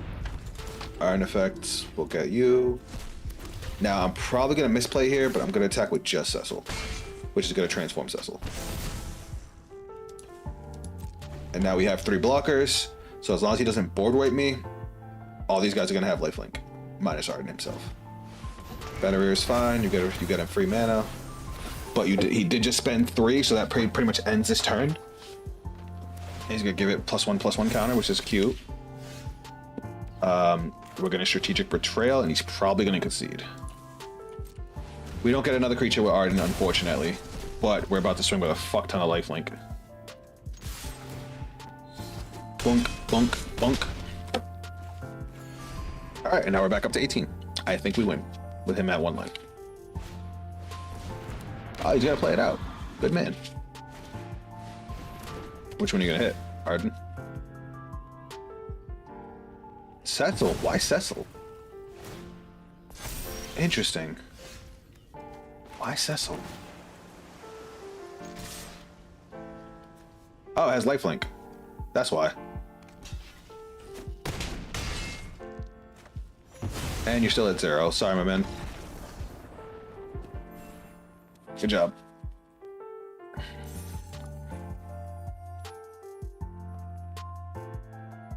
That was fun.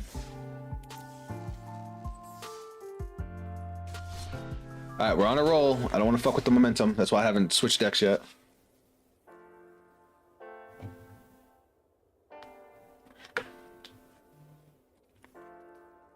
Bro, Cyber Chat is going crazy. Ooh, Squall. This guy's a lower rank than I am. This hand's good. This hand's good enough, I should say. We have Cynical Loner to tutor. We have Rolling Dragonstorm to draw and dump Arden. And we have 3 mana. Yeah, I'm okay with it. And we have Strategic Betrayal for removal. Speaking of which, I need to add that to my list. Hold on. I have a list of cards I need to pick up for my actual like IRL deck, and Strategic Betrayal is apparently not on it.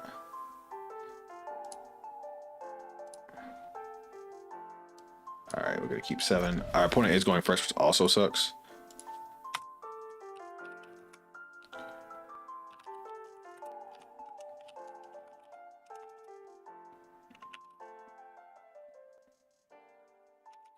them playing that was the best thing I could have asked for.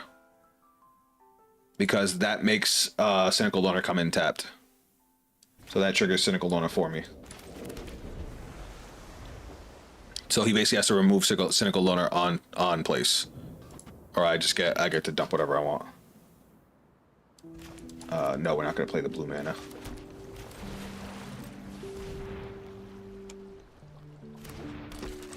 I mean, he's playing white. White has instances that can ban his shit, so yeah, he's gonna remove it right away. Fuck you. Oh no, he made tokens. Oh, it's a token deck? We have the out for a token deck. Massacre Worm is my shit when it comes to dealing with tokens. Alright. We got our mana.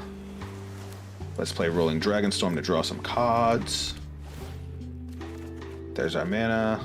We do still need a Revival Outlet, though. But now we actually have a board state. We're not going to attack. Even though I could, which is cool because we have a draw spell that works from the grave. So Cynical Loner can tutor it. We'll just block one of the tokens. It's fine. He's doing a lot of damage, and I don't have a draw spell. It's all right. We're gonna force him to get rid of his token, leaving him with one creature, and he only has two cards in hand, and we'll just sit on Cecil.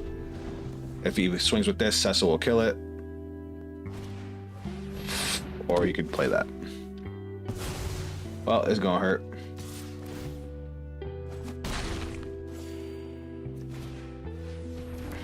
And they're out of cards in hand. So guess what? No, we're gonna just pay 3 life. And it costs ward 2, so it's gonna go boop. We're gonna pay the ward. Since we have nothing else to play this turn, and now we also get Cecil back. But he also gains 2 life, which is annoying. But we're gonna play Season of Weaving. That's not good. What the fuck is that? Please stop damaging me.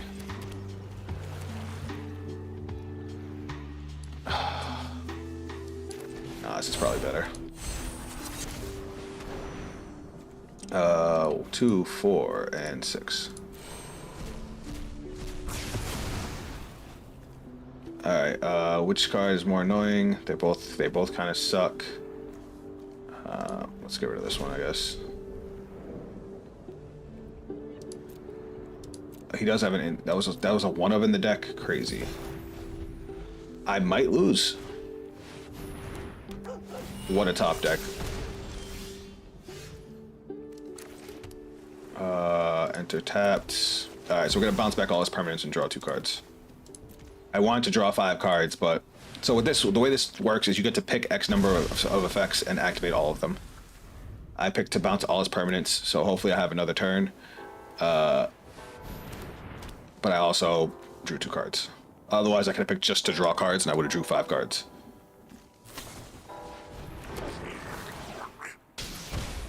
Oh my god. Am I gonna lose off of this? Really? Yes, because of that. We finally get a revival spell and it doesn't even fucking matter. Because he could... Oh, wait. It does matter. It does matter. It does matter. It does matter. Because now we bring in Arden. No, but then whatever creature he plays, whenever a creature you control enters, deal 1 damage. So yeah, he just wins.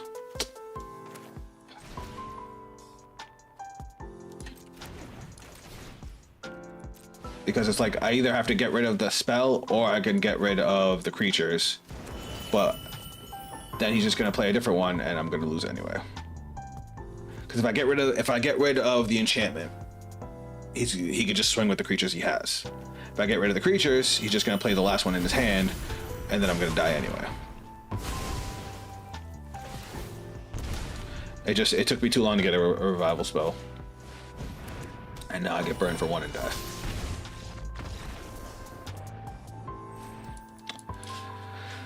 That sucked. There's nothing I can do about that. That was just luck of the draw. Alright, let's take a break. Let's take a break from the ranked grind. Let's build a deck. Ugh, that was brutal. Alright. So I need to cut. I want to get rid of some of these because these are old decks that they gave me that I just don't play anymore. Well, I never really played any of them. Can I like get rid of multiple decks, or do I really have to get rid of each individual one? I guess each individual one.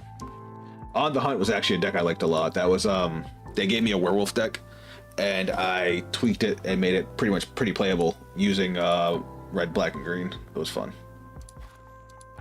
I actually never thought I'd be a blue player, but here I am.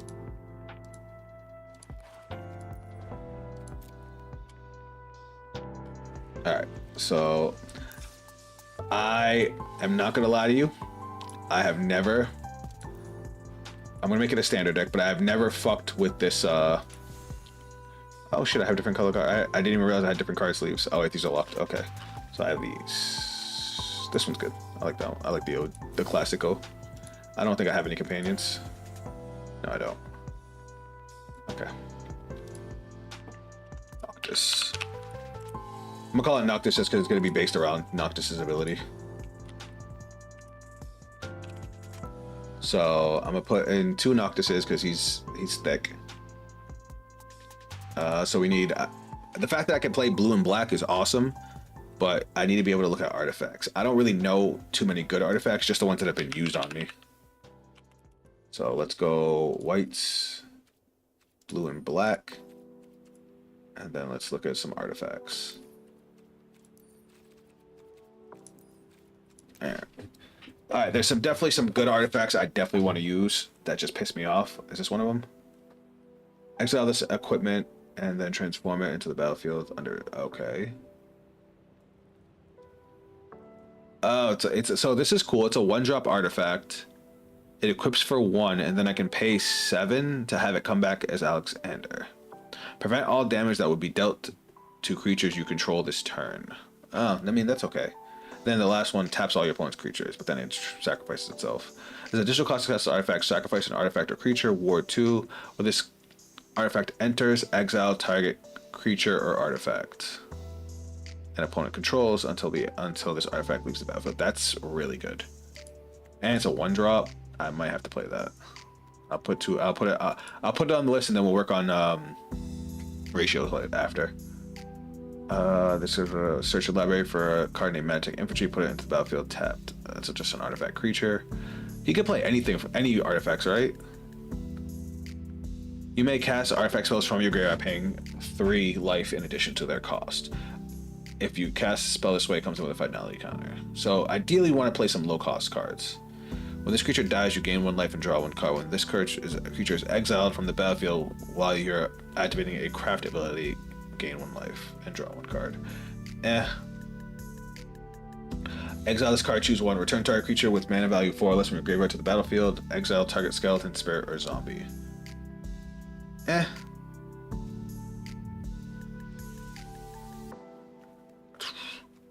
Tap another target creature. This ability costs 2 less to activate if you control a creature with a 1/1 counter on it.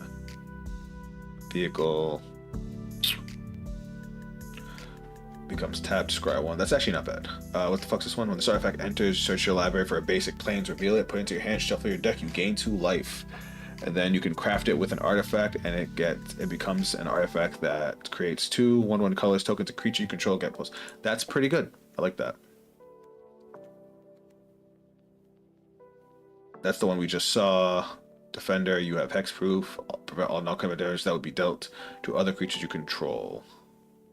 That's really good. That's a rare though. I don't know if we can get that. The reason that's so good is because that is like a really good out to red decks. Because red decks won't be able to just pop my creatures. They'll have to get over them. When this creature dies, you put its counters on target creature you control. Dragoon Lance. Add white. Spend this mana only to cast artifact spells or activate the artifact abilities. Exile 1 or more artifacts you control with total mana value of X. Return target artifact card with mana value X to the battlefield. Maybe, because I know there's artifact creatures that are good. This gets rid of all 2-drops, which I like, but I don't know if I want to keep that there. Target tapped creature and opponent controls. Tap 2 other untapped artifacts, and this becomes a vehicle artifact creature until end of turn. Let's see. This is probably a good choice. Now I think about it, the stations in general are probably good because they're all artifacts. I didn't even think of that till just now. Oh, fuck this card. That's a 4 of. I fucking hate this card. I didn't even realize this is also a mana rock. Fuck this card. When this card, create 2 colorless robot artifact creature tokens, and it has flying. Ooh, that's not bad for a 4-drop. So as a 4-drop, it comes in. I'll play one more right now. So it comes in as just an artifact, and it makes 2 tokens. And then once I station it enough, it comes in. It's a 3/4 with flying in first strike, which is pretty good. What's this one do? When Thousand Moon Smithy enters, create a white gnome soldier artifact creature token. That this token's power and toughness are equal to the number of artifacts and or creatures you control. At the beginning of your first main phase, you may tap 5 untapped artifacts and or creatures you control. If you do, transform Thousand Moon Smithy. Okay. It becomes a land that taps for white, and whenever you cast an artifact or creature spell using mana produced by this, create a white gnome soldier with this token's power and toughness. That's not bad as a 1/of. I mean, it's hard to use, but if I get it off, that'll feel pretty good. I'm surprised. I honestly thought there'd be more artifacts. It's a revival spell? The fuck? And but it does cost a station 10. That's pretty hefty. It's a 6-drop revival spell. Maybe I'm spoiled by having 4 drops. This, if you cast it, for each player choose a creature with power 2 or less and destroys all creatures except the chosen creature. When this artifact enters, if you cast it, for each player choose a creature with power 2 or less that player's controls. Destroy all creatures except creatures chosen by this way. So I'd let my opponent have one. Valor's Flagship. Crew 3, cycling X. When you cycle this card, create X/1/1 colorless pilot tokens with this token style's mounts with as though it was power 2 or greater. That's okay. So I'd have to pay 3. I have to pay 4 to get 1/1/1. I don't know about that.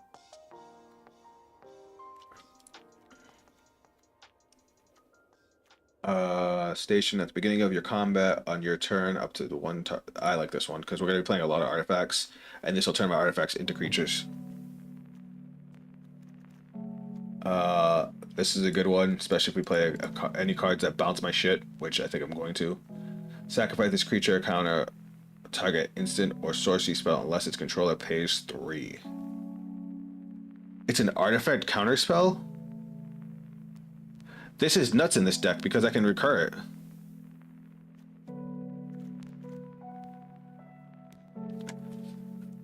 Add blue mana, spend this only to activate. Alright, so this just becomes a mana rock to play artifacts.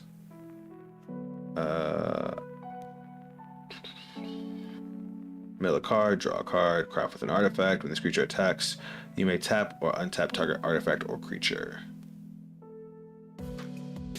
I mean, I guess that's okay because we can recur stuff from the grave, so maybe I'll try it.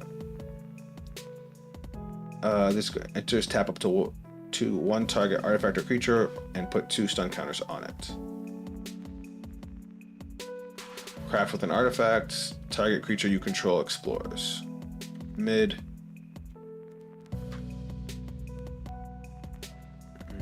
That is an artifact creature, I didn't realize that. As long as an artifact entered the battlefield under your control this turn, this creature can attack as though it didn't have Defender. If its stats were better, I would do that, but they're not. Fuck this card.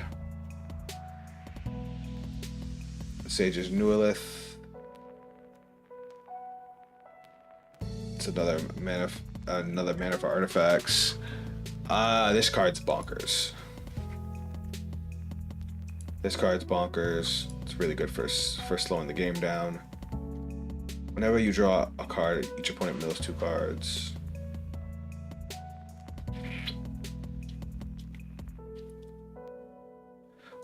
Whenever you sacrifice this artifact or another artifact, you may pay 2. If you do, at the beginning of your next end step, create a token that's a copy of that artifact. That's good because that's gonna dodge. Well, no, I don't know if I have anything that sacrifices artifacts. If I do, then that becomes good. What's up, Shadow Hunter? Welcome to the stream. How goes it? At the beginning of your upkeep, survey 2, create a black zombie druid token, activate it only during your turn, and only if a card left your graveyard this turn. No. Sacrifice on the artifact, yeah, this card's bonkers. Good, how about you? I'm chilling. Just playing some Magic. Damn, I might not be able to play this deck. This deck is a fucking Mythic. And this card's like super necessary. I'm just throwing some stuff together. We were playing some ranked, but I'm taking a break. Trying to build a Noctis deck. Currently playing standard because it's arena. And I was on the ranked grind. I think I'm like 4 wins away from Mythic. Though I did go on a little bit of losing streak, so I needed a break. So now we're just looking at different things because I like Noctis' little effect here. Thought I'd try to see if I can set up something to play around it. So I'm taking a look at different color artifacts right now. I play Historic. Now, how big is the card pool for Historic? Like, I don't know. I don't actually know like the different card pools for the different formats. I almost couldn't spit that out. I'm still pretty new to Magic. I do play IRL now, but I've only been playing for like a month, and I play Commander. Pretty much anything. Got you. You would create 1 or more artifact tokens. Instead, create those tokens plus an additional map token. Create a token that's a copy of a target artifact. I feel like that's good. Well, that's probably because it's a Mythic.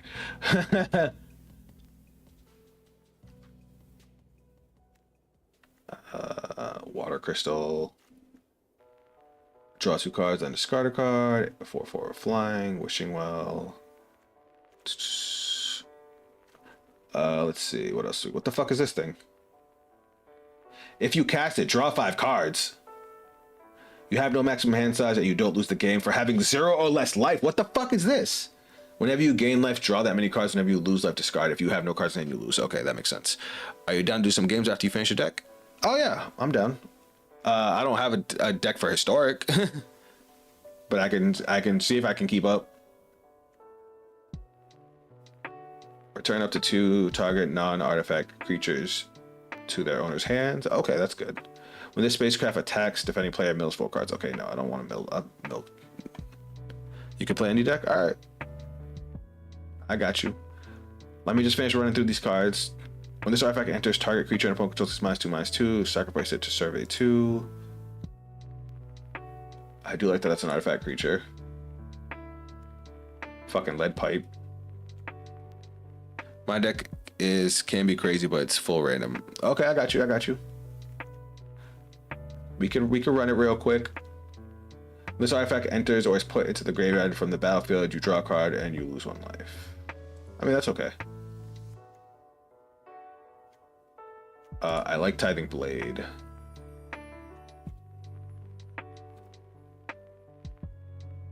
You may choose an artifact or creature card from it. That player discards it. Craft with 2 creatures. Maybe? Maybe. Let me see if there's anything better. I've never actually looked at black artifacts. And this night, in addition to equip, pay 3 life, activate. I feel like that can be good. Mill 3 and then return a creature space card from your graveyard to your hand. This is good. Is there any battle cards in standard? That's a good question. I haven't actually looked. I'll check in a second. Discard a card. Player loses life equals to discard a card. Whenever this creature deals combat damage to a player, draw a card, then discard a card. That player loses life equal to the discarded card's mana value. That's actually kind of nice. Why am I not playing that? There's a filter for it? Yeah, well, I'm in, wait, I am in standard. The fuck? Let me see. I'll tell you right now. Battle. Not in these colors.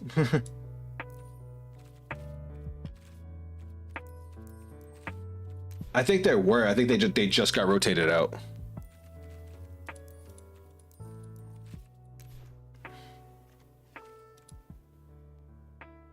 Yeah, sorry.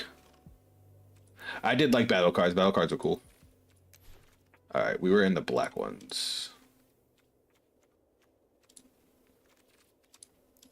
Oh wait, we wanted because I don't know if there's any multicolored artifact. There are.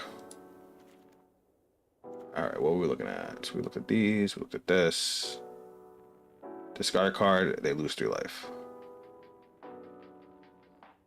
I mean, I could sacrifice this artifact. Draw 2 cards. Only activate as a sorcery. Maybe. Phantom Train. Whenever this creature attacks, another artifact enters. Sacrifice a non-token creature of their choice. That's better. I'd rather have that be double as removal. Oh, it's a 5-drop though. That's a lot. Don't worry. We're not. This isn't actually going. This is just potential cards going in. Discard a card. They lose 3 life. Whenever it attacks, each opponent discard the card. Each opponent who can't loses 3 life. That's actually kind of good. Because that means they're gonna lose 3 life no matter what. All right. And then what do we got over here? What do you do? When this equipment enters, exile up to 1 target creature until this equipment leaves the battlefield. Whenever this equipment becomes attached to a creature, as long as the equipment remains attached to it, that creature becomes a copy of a creature card exiled with this equipment. I feel like that has potential to be crazy. Creature enters, turn it face. No. When this artifact enters, create a 4/4 white and blue golem artifact creature token. And then you can craft this with an artifact, and it becomes tapped to create a golem. Yeah, that's good. It's a 5-drop though. Why is it a 5-drop? Never mind.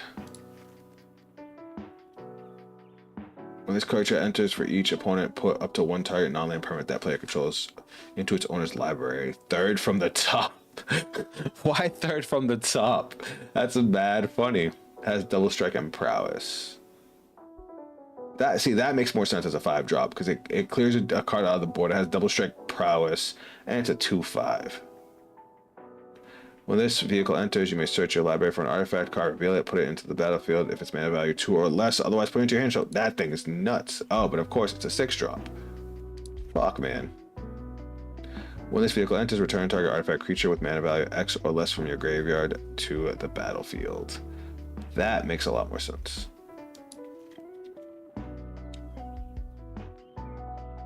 Look at the target player's hand. You may choose a card from it and discard it. If you do, that player discards a card, then draws a card. I liked it until I let my opponent draw a card. We don't want to let my opponent draw a card. All right, we're not playing those colors. We're not playing those colors, or those colors, or those colors.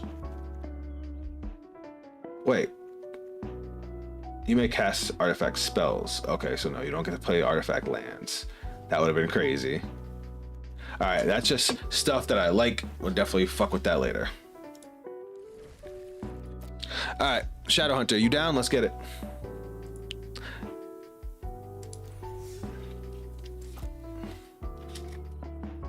I do have a standard brawl deck too, though. If you want to play that, I forgot I do have that.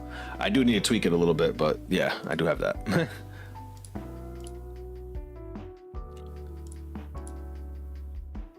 All right. You have to add me, right?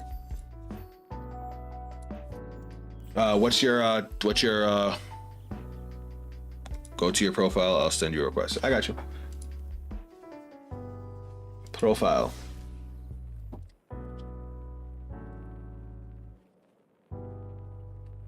$71053. So Shadow Hunter, have you? Since this is your first time here, let me give you my little story. So I've dabbled in Magic here and there over the years. Nothing, I haven't really invested. Like I played a proxy sliver deck, and honestly, slivers were like the epitome of tribal. So that was like the only deck I really played. But when the Final Fantasy set came out, and they turned my favorite Final Fantasy card into my favorite Final Fantasy character into a card that's actually good, I had to play. Arden is my favorite Final Fantasy character, and yeah, I love this card.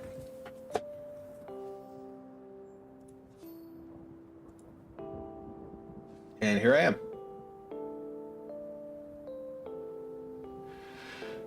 We just need to go on a 5-win streak, guys. 5-win streak and we can make it to Mythic. Yeah, this is all the shit you get for leveling up. You get a crazy amount of goodies just for trying to do well. I need to start doing limited though. I didn't realize that had a whole nother rank. What's the difference between constructed and limited? Like as far as like the format?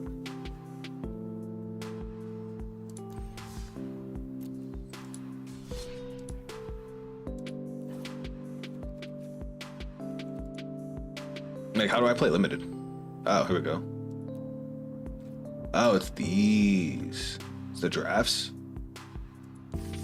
Oh, and the drafts you have to pay for. Never mind. Did you send me that friend request?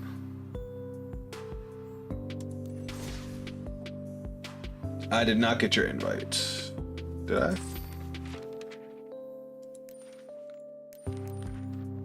Oh, hold on. I got things to claim. Oh shit! Nice. Oh, those are alchemy packs. Never mind. I got excited.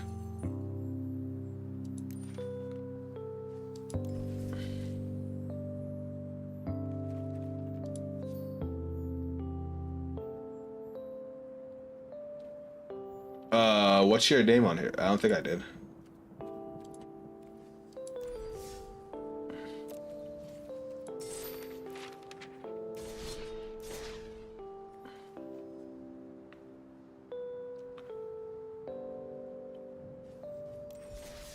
I don't really care about these because they're alchemy, but I'll just open them now. I mean, they do give me wild cards. They do give me wild cards, so that's cool.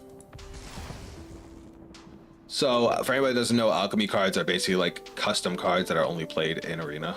They can actually change the effects after they've come out if they want to. You basically have to play alchemy format. Oh, wait, this also has like actual cards in it. That's cool. Doesn't just have alchemy cards. Try adding me Alexi Hunt.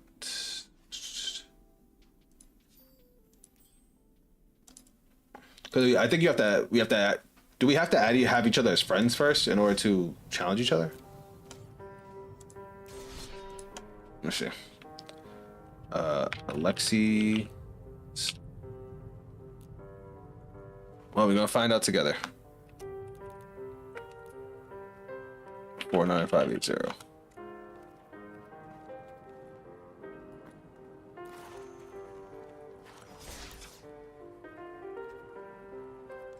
I didn't mean to do all that shit. All right, I think I sent you the match request. Did I spell it right? I put it all as one word.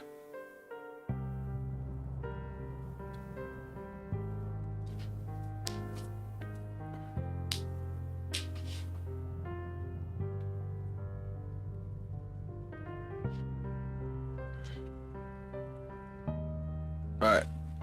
You need a space? Oh, okay, hold on.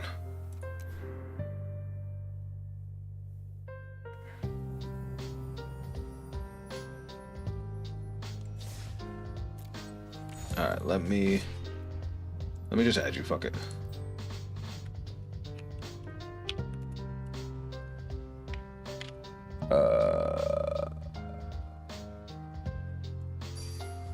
I sent you a friend request. There you are. Let's do it.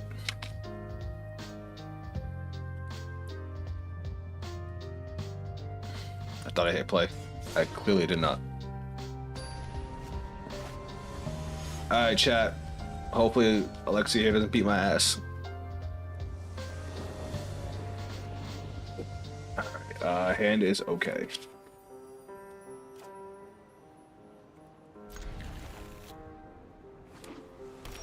Oh no, I see blue.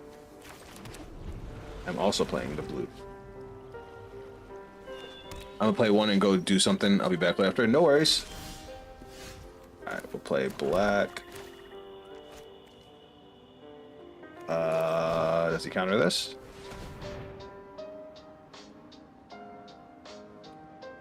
My scenic Lona.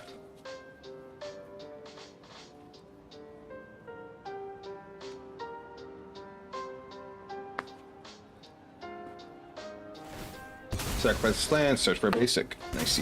I'll take it. Alright.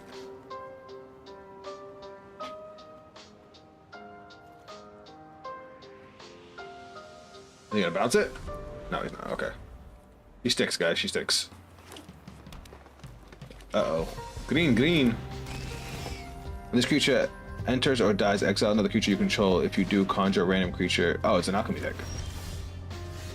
I don't even know how conjure works in alchemy. Alright, we're gonna swing. Dope. Alright, so we get to dump. Let's dump Bahamut. Then we're gonna play Rolling Dragonstorm. Draw 2. Oh my goodness. I would like a revival card. Please and thank you.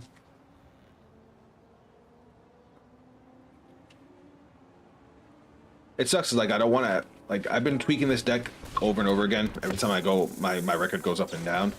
And it's like I don't want to put too much revival cards in it because then I end up drawing too many of them. But then I run into situations like this where I can't even fucking play them. Alright, how do I want to do this? What the fuck's this do? Whenever you add 1 mana of any color, that's crazy. When this creature does... Alright, so how do I want to do this? I think I'm gonna go... We'll play a mana. I kind of want a double spell here, so we're gonna go Charter Course. Fuck. We'll go Valgavoth. And then we'll play Cynical Loan and have a block.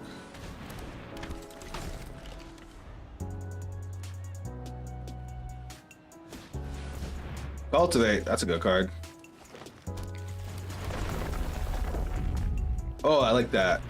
You cultivate it for 2, but then you get to add a mana of any color too. That was nice, that was nice.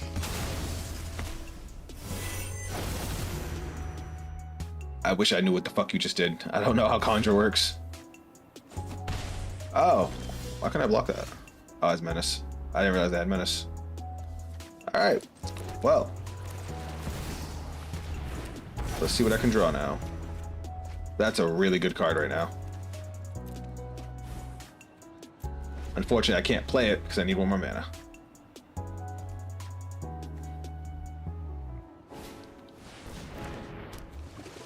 Oh, I fucking hate this card. Alright. Just gotta block with both.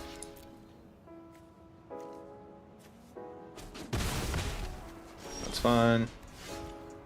Alright, let's do things. Give me my things! There we go. We're gonna get rid of the Void Altars. Yeah, maybe we get rid of 1 less, in case we actually do need the draw power. Now, I don't want to attack into a fucking 5/5 with Menace. I'm actually gonna draw more cards, because I can't block any of these anyway. So we might as well just draw more cards. There we go. We can't get rid of Void Altar now. And we'll get rid of Watery Grave. As good as Watery Grave is, I don't want to have to pay life for it. Now, how much is the ward on this thing? Ward 2? Yeah, we got that. Is that a fucking frog? Oh, alright. He just made a copy of my Valgavoth. No biggie. That didn't feel good.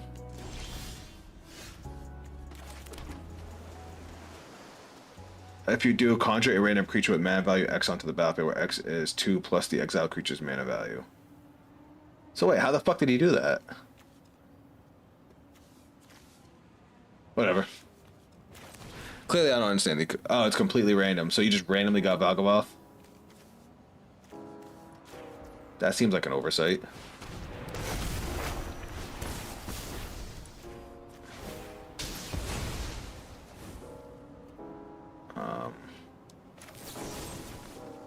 Let's go pay 3 life, kill this thing.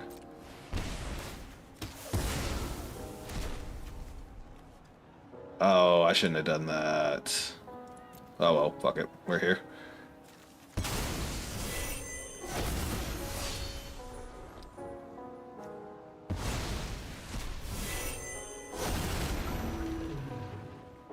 Tap target creature and opponent controls. What the fuck? Well, I just lose now because I can't stop Vagaboth. I played Bahamut specifically to be able to block Vagaboth, and now I just... Alright, I'll just go fuck myself.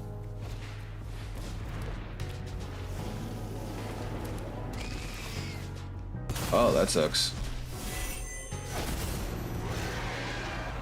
Bro, this is supposed to be random? Oh, because you get X. I didn't see the X value. So it's whatever you exile, you get its value +2. Sure.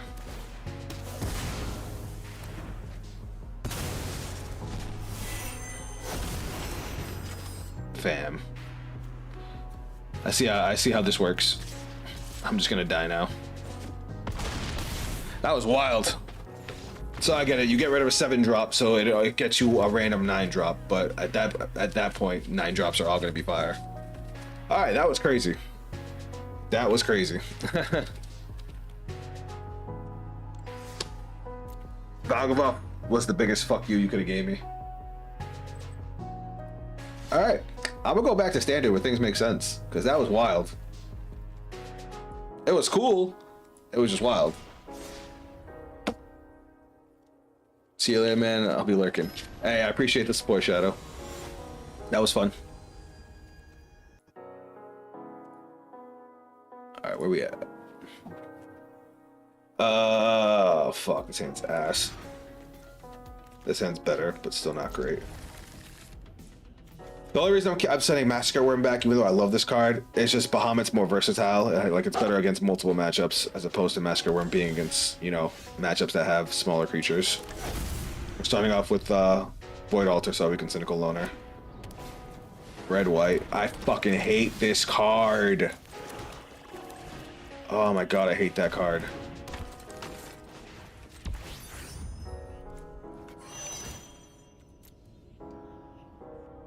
Ugh. It sucks because -2/-2 is great, but this motherfucker has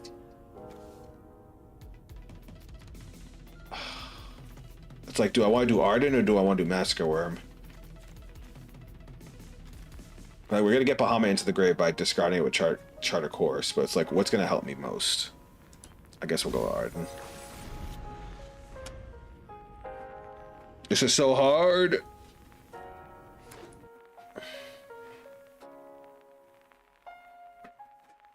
There's a card in this deck that pisses me off. It like makes it so I can't block creatures with power 1 or less with creatures that have power 3 or greater. Oh my god, this is bad. Oh, never mind.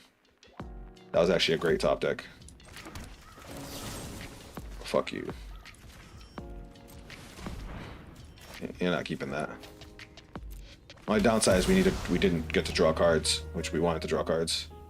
I'm definitely leaving Cynical Loner to block now because I'm killing this card. I hate Voice of Victory. The worst part about Voice of Victory is it stops me from being able to cast spells on my opponent's turn. So no instances, which I play a lot of those. 1 more tokens will be... Oh, now he gets 4 tokens. What the fuck do you mean? I just fucking exploded. How the fuck did he do that?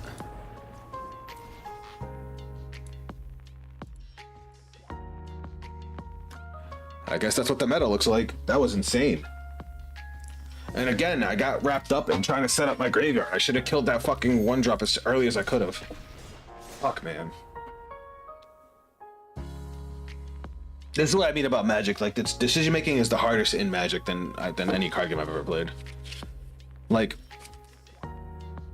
Yu-Gi-Oh, you know your combo lines, and once you know certain decks, you know where to stop it.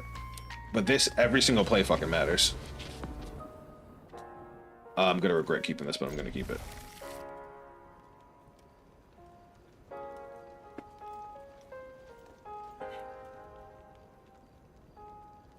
I should have checked if I was going first. I just hope I don't rank down. I'll be pissed if I can't get Mythic tonight. That's fine. But I just don't want to rank down. Let me stay in Diamond 1. I can do this shit tomorrow. Yeah, right. Knowing my luck, I'll go on a crazy losing streak tomorrow. It happens a lot.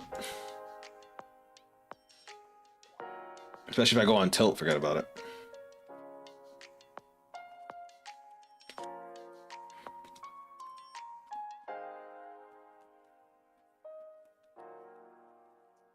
Drawing a test hand.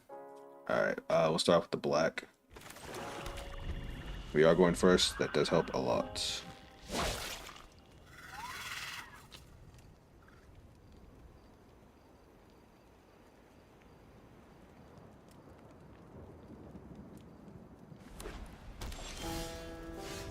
Okay, now we're going to chart a course, draw some cards. Oh, don't tell me we're going to get flooded. Basically, I think I have too many lands.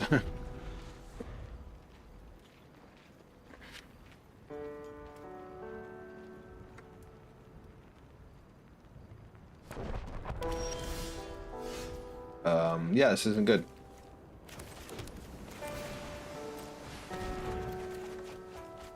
I mean, that's good, but we have no revival spell. We have nothing but lands and fucking destruction spells. Okay, that's good. Let's do that. Yeah, we'll chill. What are we playing against? White? He's gonna pop my... Was he trying to pop my Void Altar? Yep. That's fine. That don't bother me none. Matter of fact, that fixes my mana, because now I have extra black mana. That was the only reason I even played Void Altar that turn.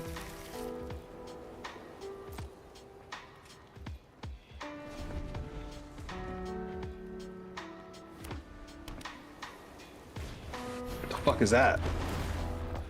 When this creature enters, you may search your library for a basic land and put it onto the battlefield tapped. Alright, that's fine. Why is that a 4-drop? That's crazy for a 4-drop. Oh, when it dies, you get to draw a card. Okay. So we're not gonna kill that. Ooh, and we drew that. Alright. So now we're getting into the goodies. We're gonna play Watery Grave tapped, and then we're gonna strategic betrayal this bitch. So now he doesn't get to draw.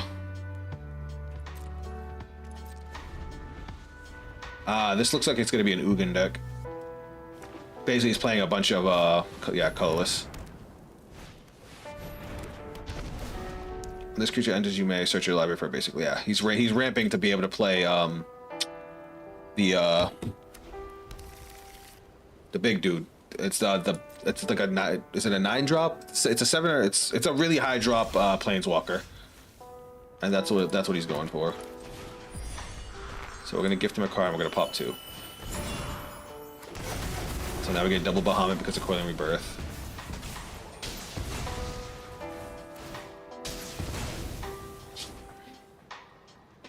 I do forget how much it actually needs to play it. We do have Bitter Triumph, which can kill a Planeswalker, which is good, but he's also playing board wipes, because of course he is.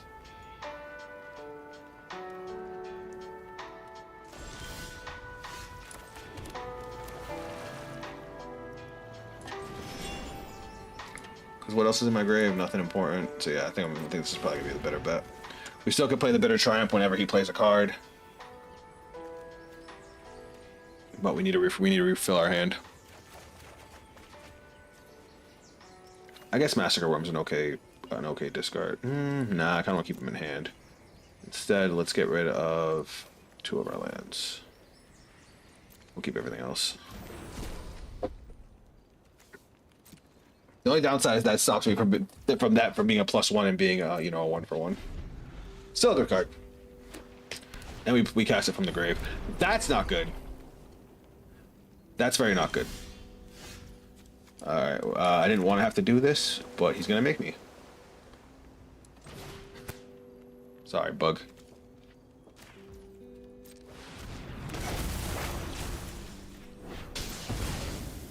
Actually, now that I'm looking again, our setup's kind of good. We have a few different responses. We can use Restless Reef next turn to attack. Do I want to let him have this? Yeah. That doesn't super scare me right now. And we can pop it. That's fine. We're gonna pop this with Bahamut, and then when he does this, we'll use Massacre Worm to deal extra damage. I think this turn we're gonna go kill as much shit as we can. Alright, let's try and deal some damage here. We're gonna play this, and play Restless Reef, and then we're gonna swing in. And we're actually gonna mill ourselves. That was a lot of dead cards we just milled. Alright, and then we're just gonna end turn. So now he gets 2 sliver tokens. They do have double strike and haste, but Massacre Worm is gonna punish him for that. Look at top X cards, where X is the number of artifacts you control. He only controls 1 artifact. We still have Offer You Can't Refuse to negate. He's gonna pop Restless Reef, that's fine. He quit. because he had to tap so much for Demolition Field. But I was waiting for the Ugin Planeswalker. That's why I kept my counterspell.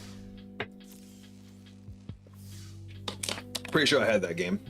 Because if he didn't remove Bahamut, even if he tried to, I did have the counterspell. But once he let me keep Bahamut, on my following turn, I was going to drop Massacre Worm. I would have killed his 2 sliver tokens. He would have lost 4 life off of that, and then Bahamut would have swung for game. I guess Bahamut technically could have swung for game regardless because he was at 7.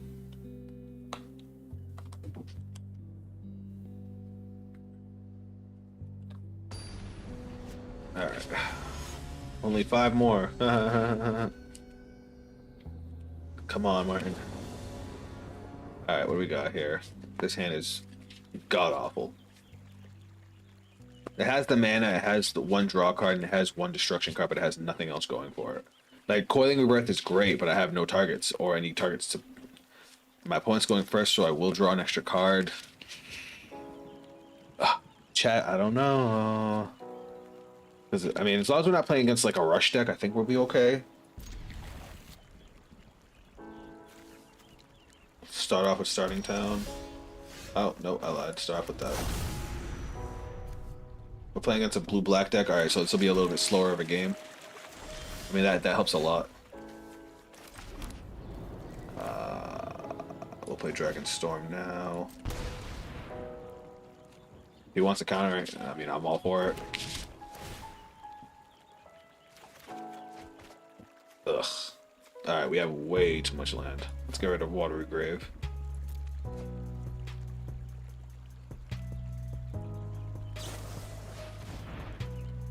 This gonna be a fucking mill deck. Usually you see people play that when they're just digging for counter spells to be able to make it to the late game to just mill you out. Actually, now that I'm thinking about it, blue-black has access to Singularity Rupture, so yeah, this is probably just a mill deck. And all of a sudden, I'm much less interested.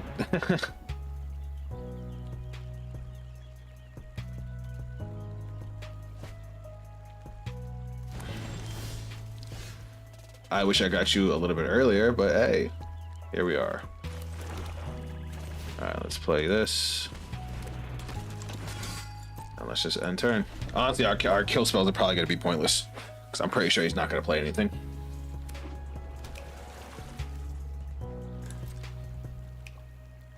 Yep. He's just got a handful of interaction.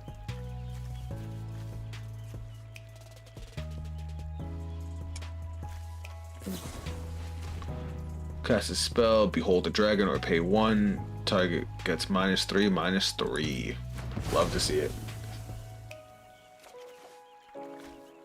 Okay, that's a good card to draw right now. Does he play a counter spell?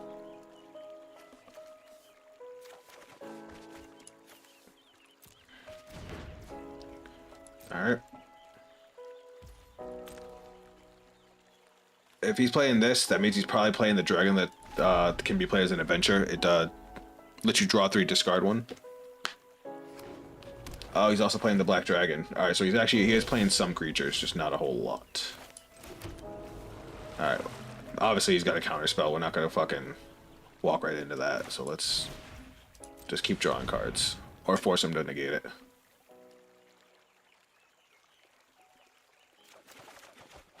Okay, Zombify is good here. He doesn't have any creatures in his grave. 1, 2, 3, 4, 5, 6, 7, 8. It's fine. We can get rid of that. We can get rid of it. We do have our 2 counter spells, which is fucking fantastic now. So do I want to draw more cards? You know what? No, I have enough. I have enough decent targets.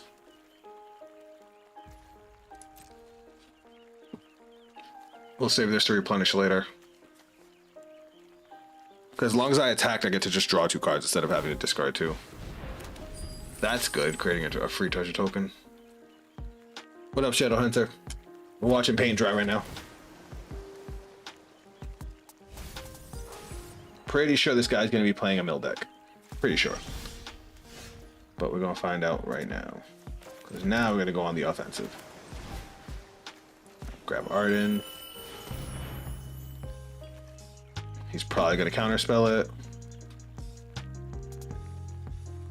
Go ahead, play the counterspell.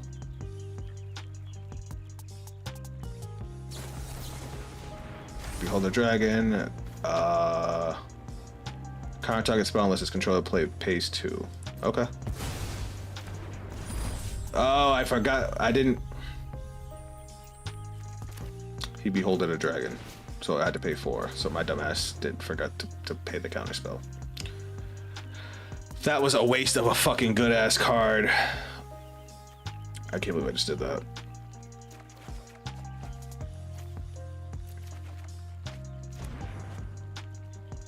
I'm pissed.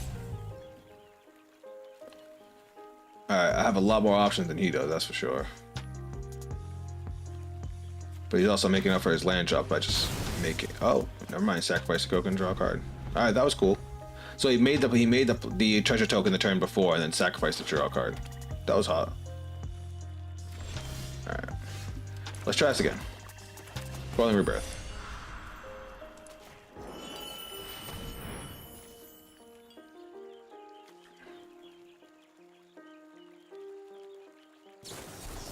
There it is. Let's negate it.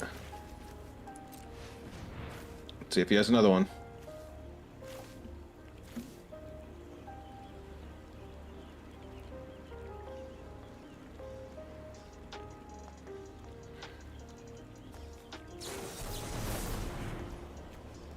He's still trying to negate the same one, so we do have to use this. I thought he was going to try and negate my negate.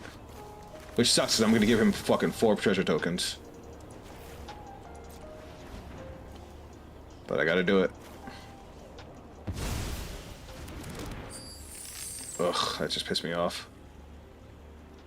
I did not want to give this man 4 treasure tokens.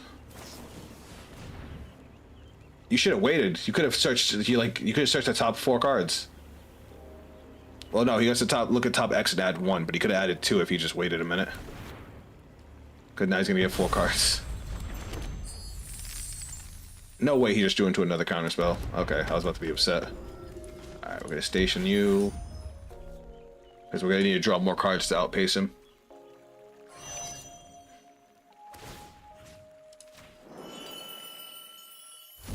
My boy Emmett. Draw a card. Honestly, these could probably fucking go. But I guarantee as soon as I get rid of my destruction cards, he's gonna end up having more destruction for me. So I'll ditch the land, I'll keep this shit.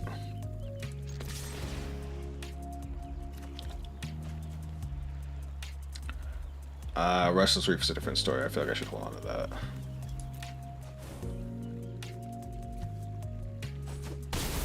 Okay, second main. Will station. He's probably gonna drop the dragon and bounce both of these, and I'm gonna be heated.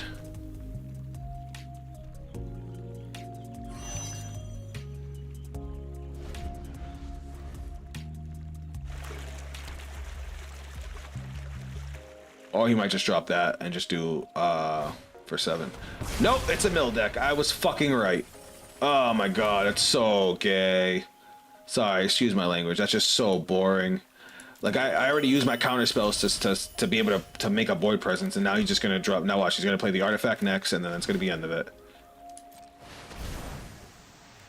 Like this is cool because I can get back my counter spell, but now I'm tapped out.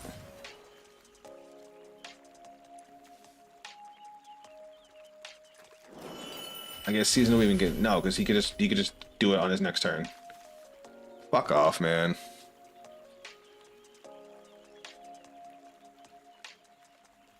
I just lose. If he has the artifact, I just lose. No, he doesn't.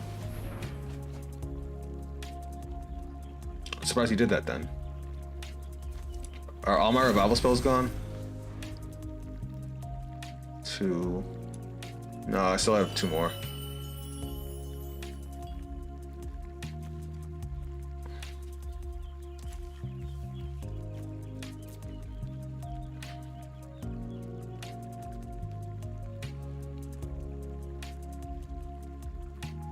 Yeah, he has more than enough mana to just go off. Ugh. I'll send you a game request when you accept when you finish your game.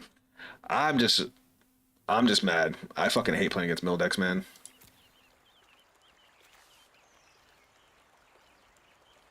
It's such a boring fucking win con.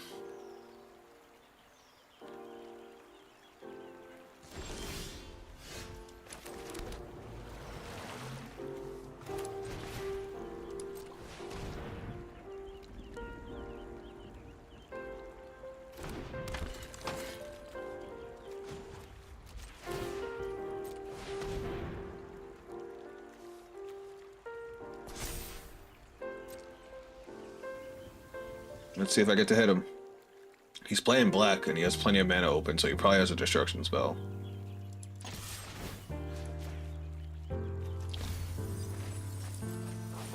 Oh my god, I hope he doesn't have it. I hope to god that mill just fucking fucked him.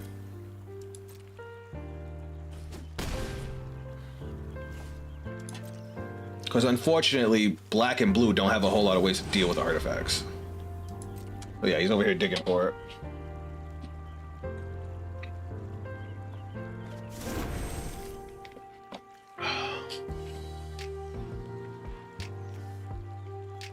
And he has more than enough mana to just play it and then immediately trigger its exhaust ability.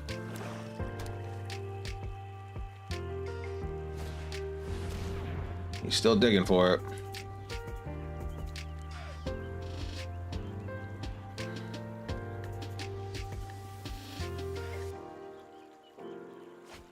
I hate it here.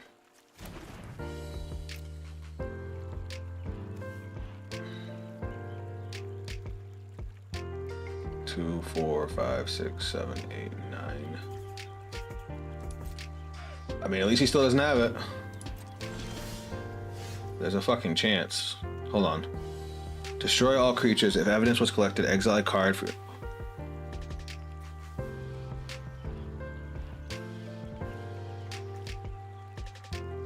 I have a strat.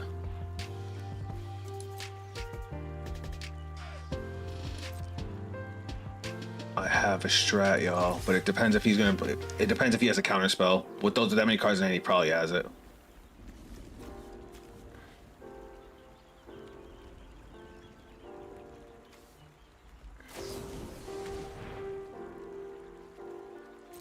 That's fine.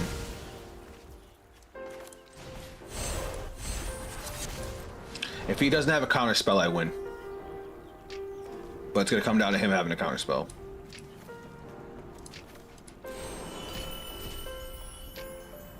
Please don't have a counter plus. Please don't have a counter. Please don't have a counter. Please don't have a counter. Please don't have a counter. Please don't have a counter. Please don't have a counter. Please don't have a counter. That's a good sign.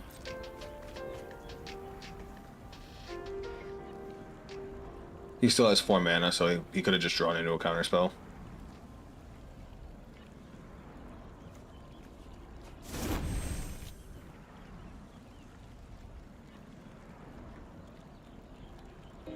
This game stresses me out. Fuck yeah. Fuck yeah. Fuck that card. And look, he has no creatures in hand. It's all just pop spells. He does have an instant destroy card. But I have to draw into ways to kill him because I'm down to 12 cards. On the bright side, he's not going to kill me. but he can't also cut me down in half twice with Singularity Rapture.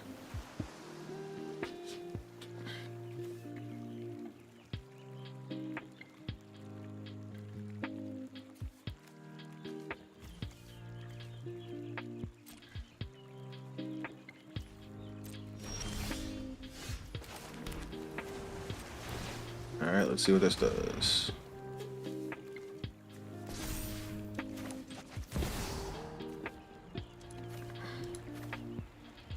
Oh, I have to draw a card off that. Shit.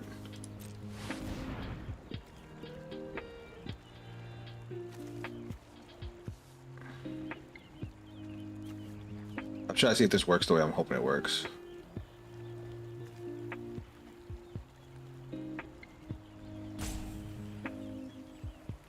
Oh wait, did I hit the wrong one? No, I didn't. Oh well.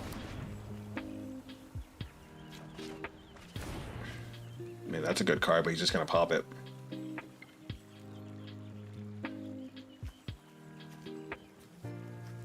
He has a handful of destruction, and I have 10 cards left. So we'll see how it goes.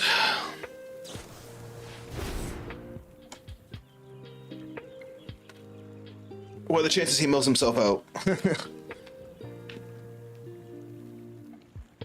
I mean, if I were him, I would just play the Singularity Raptures. Sorry, Ruptures.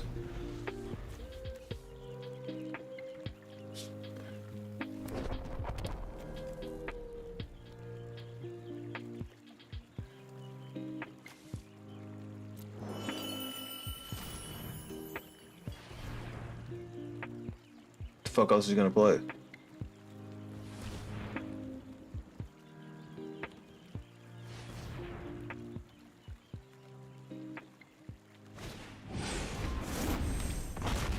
Oh, he actually played a creature. Holy shit.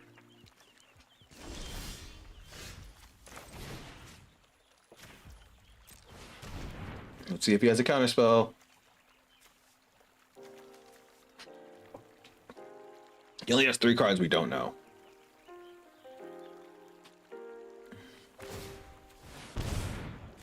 I don't give a fuck about that.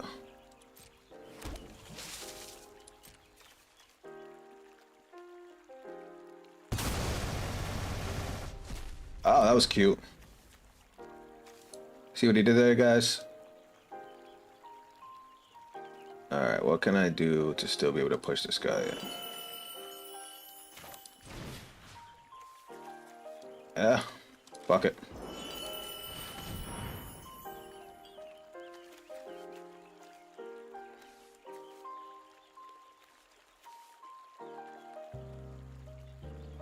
I'm gonna have to discard a card to kill this thing.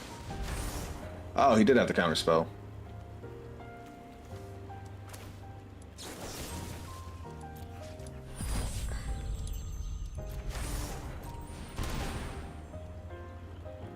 Yep, and then we're gonna have to discard the Bahamut.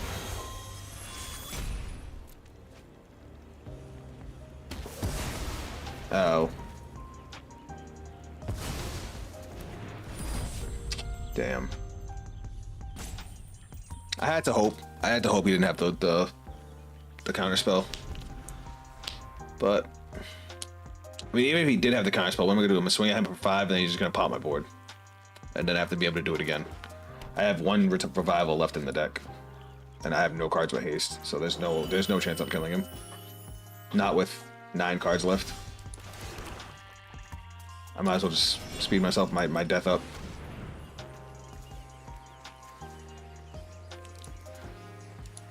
I'm just gonna you can have it.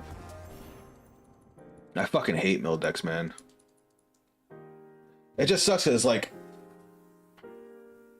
your opponent plays all the stuff to kill your shit and nothing else, and then it's my fault. I knew right away that it was gonna be a mill deck. It's just the way he was playing, I didn't think it was gonna be a mill deck. And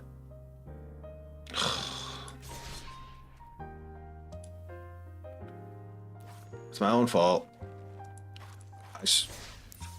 I had the outs with the counter spells, and I should have just held on to them. because I could have stopped. I could have stopped the singularity ruptures. Oh, fucking pissing me the fuck off, man.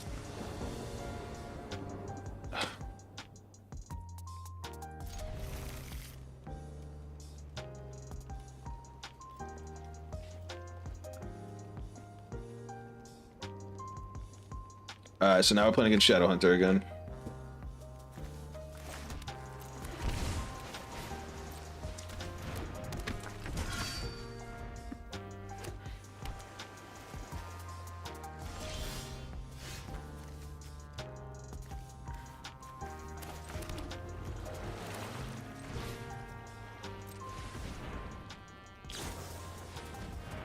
That's a good card.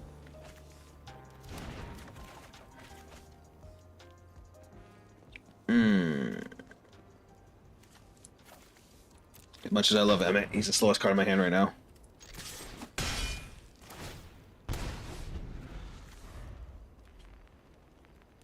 Then again, he does let me dig for cards.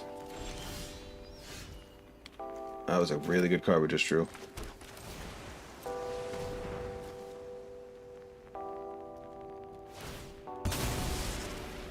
You got it.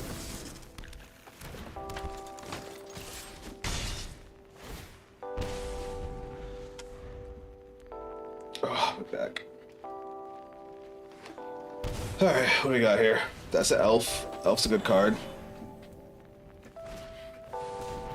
That is also a really good fucking card. Alright, so now you get a 3-drop, right? Yeah. Okay, I understand. I understand how your deck works now.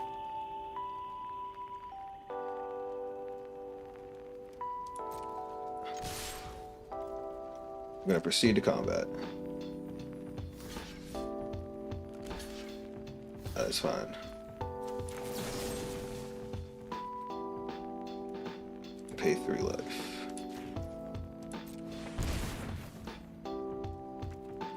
That's fine.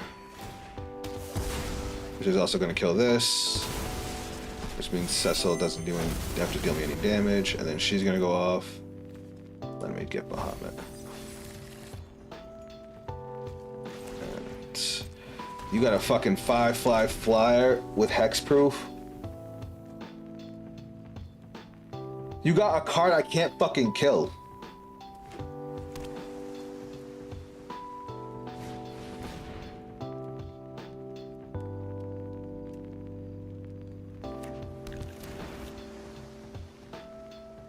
I should have read this card before I picked Bahamut, because I would have probably picked Arden so I could have lifelink.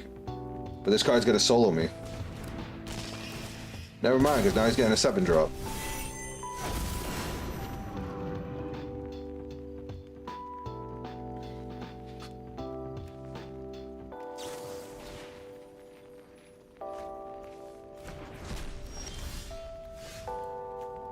Alright.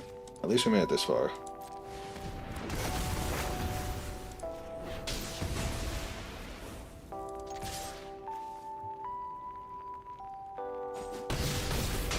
Thank Christ.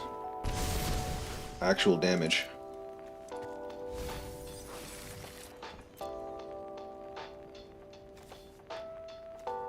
Just because I don't trust you. And you have way more mana than me.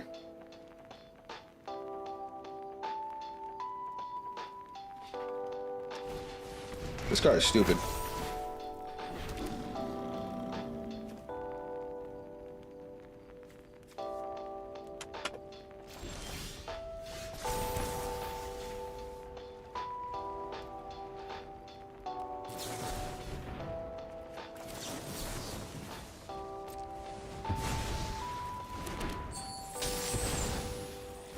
I get it. You need to have a creature with this in order for it to actually work.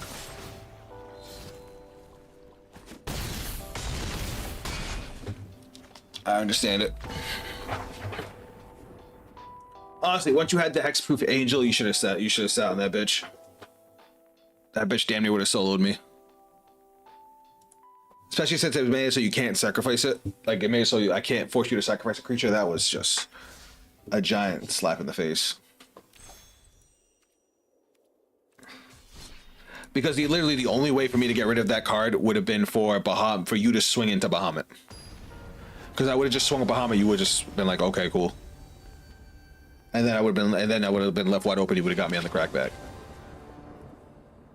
All right, what's this hand look like? This hand's ass. This hand's good. We're gonna keep the Vagabond. We're gonna send back one of the Cecils. All right, so let's keep 6. Send back a Cecil. Are we going first? Tell me we're going first. Of course we're not. I never get to go first.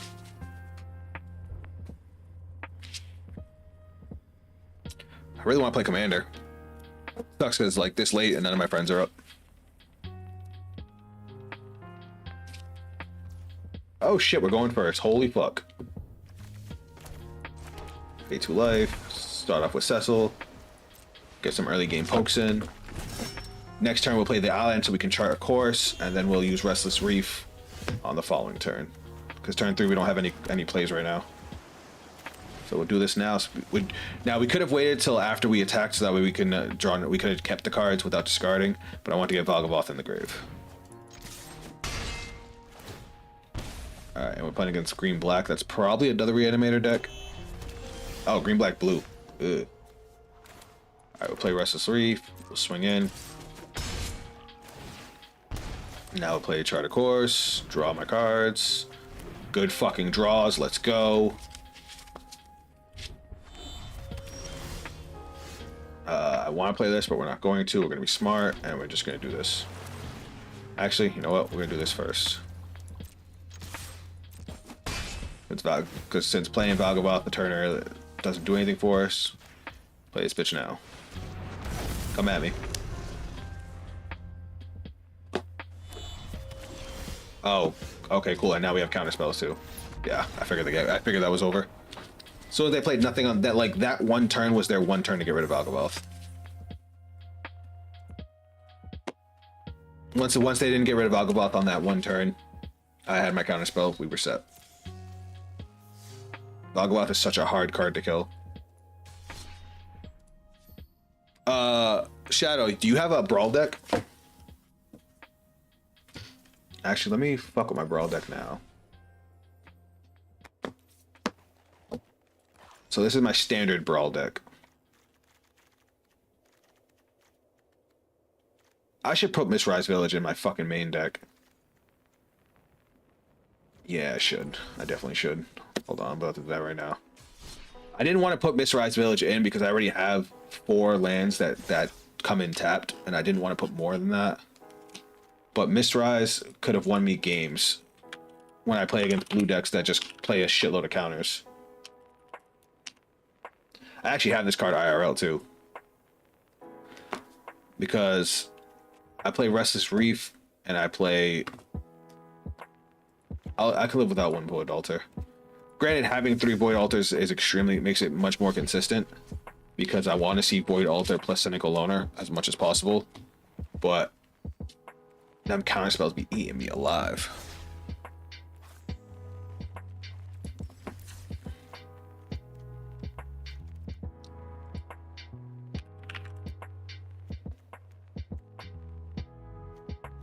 I want to see something.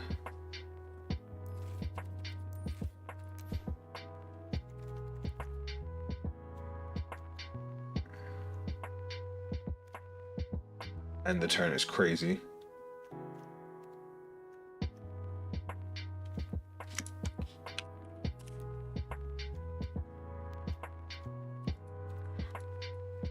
I don't know if there's any extra turn cards in standard.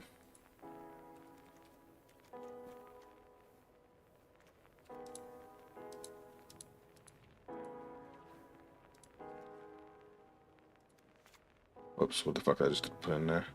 We don't want that.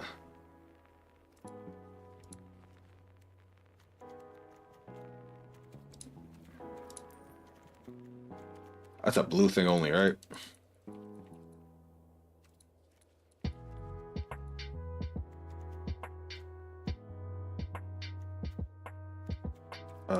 I would need it to be a sorcery.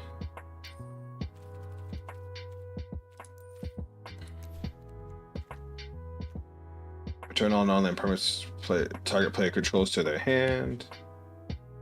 Return all creatures to the hand. Return target creatures, draw 2 cards, then discard a card. Return up to 2 target creatures to the owner's hand. That's actually pretty good for a 6-drop. I should probably play this card. Reveal the top 5 cards of your library. Put one of them into your hand. Then choose an opponent they put on the bottom of your library. Then put one into your hand. Then put one at the bottom of your library. Put the other into your hand. This is 4 mana to get 3 cards to hand. The spell costs 2 less if it was bargained.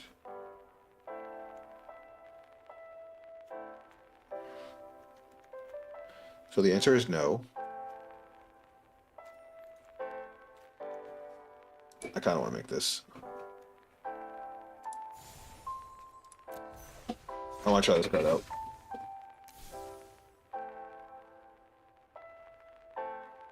Up to 1 target creature you control can't be blocked. Blind Wells, Winternight Stories. How many revival spells do I have? 3, 4, 5. All right, you can go.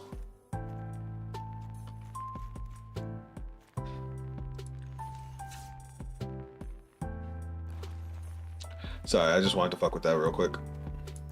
Back to the grind.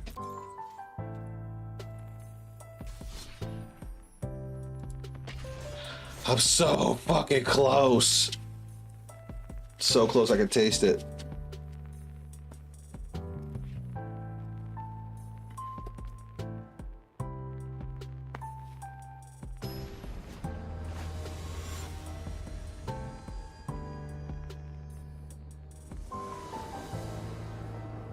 Alright. 3 lands, 2 draw spells, and a revival. Alright, this hand's okay. As long as we draw into one of our revival targets, we should be in the money. Never mind, we're good. Well, we're playing against white-blue, so we're probably gonna see a million counter spells. We just need to make it to turn 4 and not get countered to death. What the fuck is that? Nutrient block? Indestructible. Sacrifice this artifact, gain 3 life. When this artifact is put into your graveyard from the battlefield, draw a card. Oh, that's pretty cool. That's pretty cool. That's pretty alright. Let's go Rolling Dragon Storm. Draw. Discardo.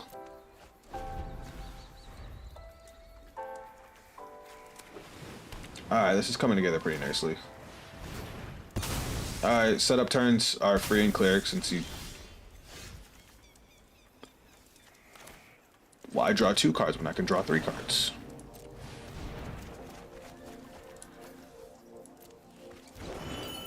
I have to discard. That would have been a good reason why. Do I get rid of Charter Course? Yeah. Because we have Rolling Dragon Storm. Alright, now we just need him to play cards. Alright. It doesn't seem to appear he's playing a lot of counter spells, so I think I'm just gonna push for it.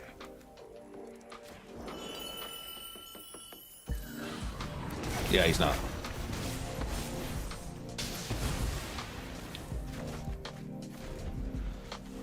Because I definitely could have went Arden there, but I chose not to. Destroy all creatures is fine. Valgavoth is fucking wild. Now it's... You know what? So that way I don't have to worry about counter spells anymore.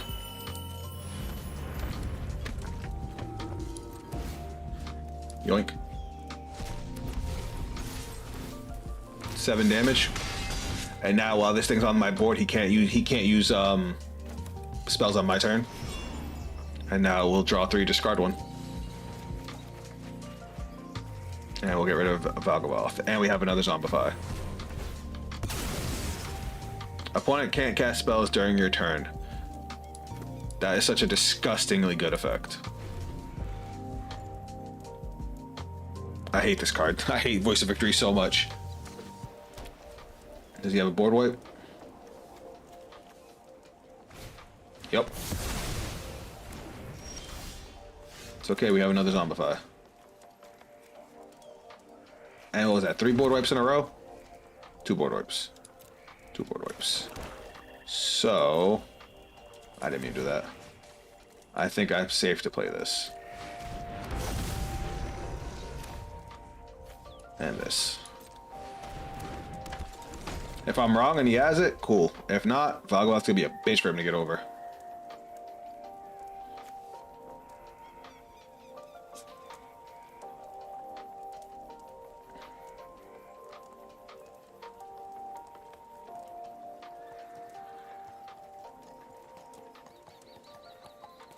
I do need to try and dig for a counter spell, because if he doesn't have it now, I need to get it before he has it. Board wipe, I mean. That's fine. Because we have Bitter Triumph. Duh. I didn't realize that the game had voiceover like that. Alright, how do I want to do this? I think in this situation we just swing.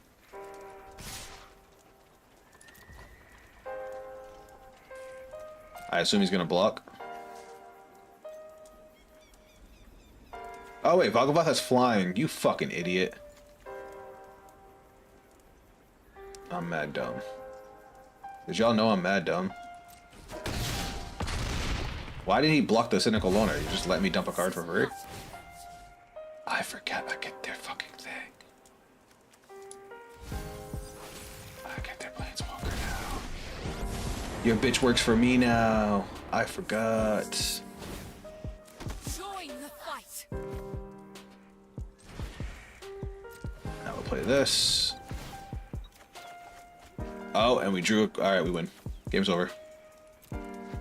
Game's over. And how many cards? We have 9 cards in grave right now. Get rid of Cecil. Cecil's only really good in the early game. Oh, I should have played this to draw another card. Oh no, we want to keep the mana up. Game's over. What's your second effect do? Destroy target creature with a mana value 3 or greater. Put 1/1 counters on each creature you control. Those creatures gain flying until your next turn is fucking wild.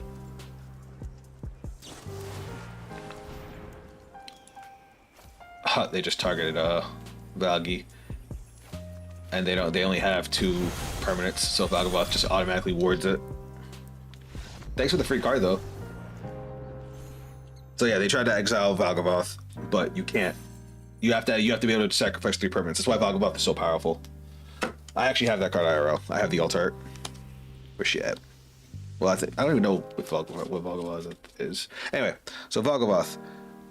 Flying lifelink ward, sacrifice 3 null and permanents. If a card you didn't control would be put into an opponent's graveyard from anywhere, exile instead. That's why I got their Planeswalker. During your turn, you may play cards exiled with Valgovath. If you cast a spell this way, pay life equal to its mana value rather than paying its mana cost. Card's disgusting. As soon as I was able to get Valgovath up and they didn't have another board wipe, I knew the game was over.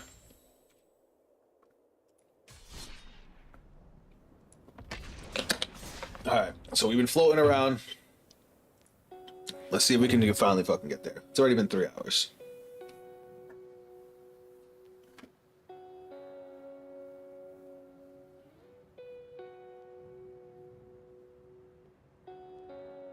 I want to say this hand's good. Alright, we're playing against green. Maybe it's not good. At least it's not good for this matchup. It really depends. If this is just a landfall deck, they're doing a lot of ramping. No, it's not. It's just a rush deck. All right. Well, we might lose this just because he's gonna rush the shit out of us. I'm gonna try to recover. We don't have. That's really bad. And that is trample. Fuck yeah, we're probably gonna lose this.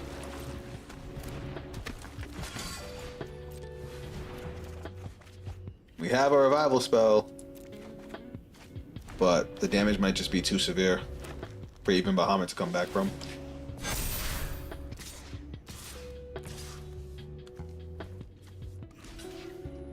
Alright, if I block this, he's gonna hit me for 3 damage. If I block this, it hits me for nothing. So, yeah. It ends up being 1 less damage. Fuck.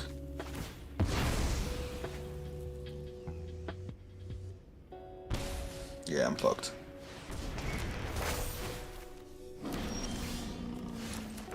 I would have needed a way to discard Arden and zombify back Bahamut. But Bahamut by himself is not going to be enough, because he has 3 creatures on the board. I fucking knew it. Sucks that that hand would have been decent otherwise.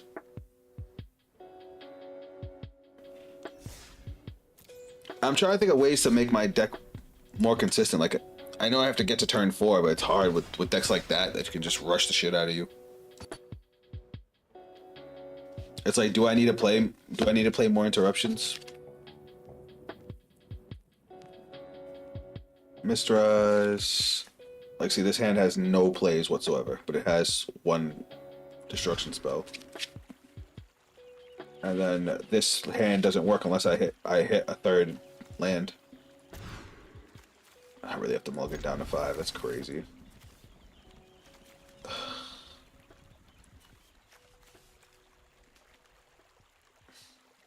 It's like I have to choose between Rolling Dragonstorm and Cynical Loner. Can I win after mulling down to 5? Knowing my luck, probably not. I mean, I've done it before, but that's a tall order, you know?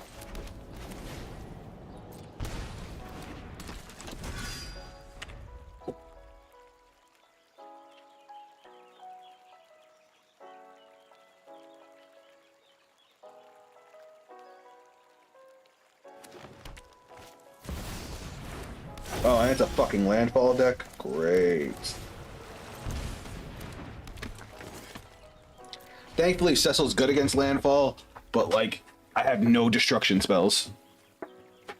All he needs is 1 beat stick that can run me over. And there's his beat stick. He's just gonna put a bunch of 1/1 counters on her. Alright. What do I do here? It's like I want to swing with Cynical Loner. So I can get... I have to.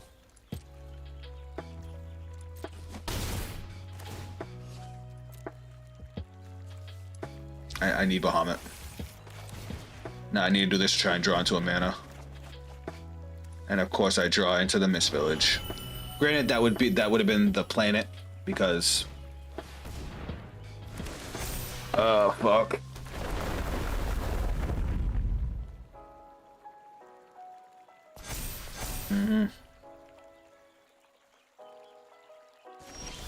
Oh, the gods have spoken. The gods have fucking spoken.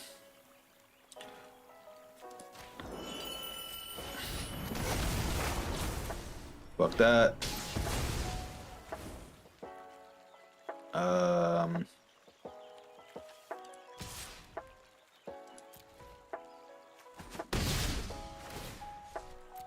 I might regret that, but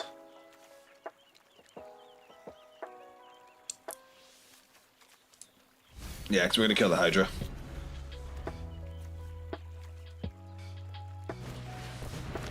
That's not good. He's gonna put a 1/1 counter and double it, and then put another 1/1 counter and double it. Then he's gonna do it again. So 12, 13, 14. Never mind, we're dead.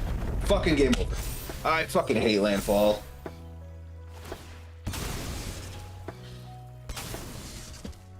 It's the game. It's over. I'm not gonna sit through this. There's no fucking point. He's gonna do it again. It's gonna double. Yeah, you got it. Oh, there's nothing I could have done there. Once he played that creature to be able to get his fucking fetch lands back from the grave, there's literally nothing I could do. Fuck, man, I'm never gonna get out of Diamond 1. Like, even when I go on a good streak, then shit like that happens. And it's like I'm playing a good amount of destruction spells. I'm playing a 60 card deck and I have 5 destruction spells. Should I play more? I have 5 destruction spells and 2 counter spells. Granted, they don't counter creatures, but you get what I'm saying. Plus, I'm playing Cecil with Death Touch. But it's just, it never feels like enough. Then I have Deadly Cover Up, which is a board whip, but I have to get the 5 mana. And then I have Season of Weaving to bounce shit back. It's like, fuck, dude. And it's like, I could put in other cards to help me with that matchup, but then it fucks me on with other matchups. So it's like, I don't know what to do. At one point, I used to play Unsummon, which was pay 1 to bounce a card. And that was a good card, but it's like, that's good against some matchups, it's not good against others.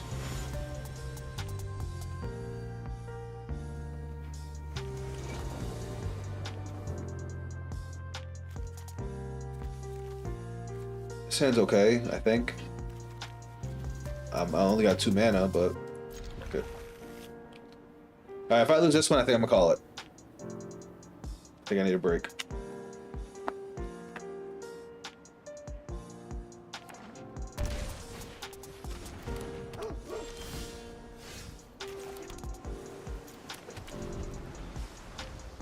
Alright, we're playing against White Black Sacrifice. Yay.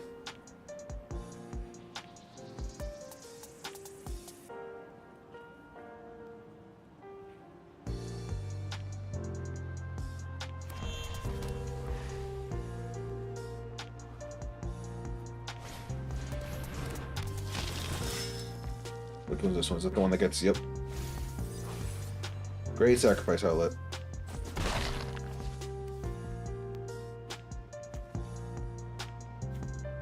Bartholomew del Presidio. Is it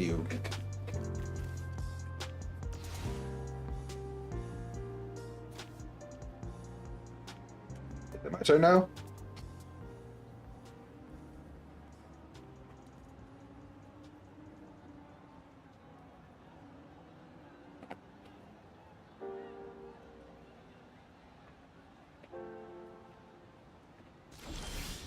There it is. And a 3rd Watery Grave. Because they want me to just pay life to play cards. Of course they do.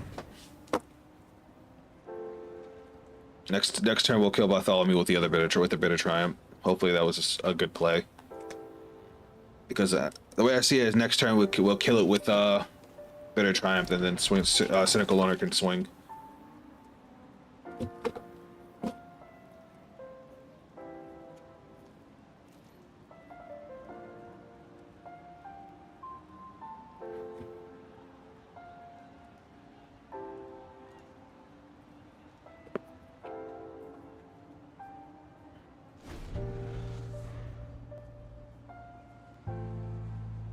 This hand any good? This hand is awful.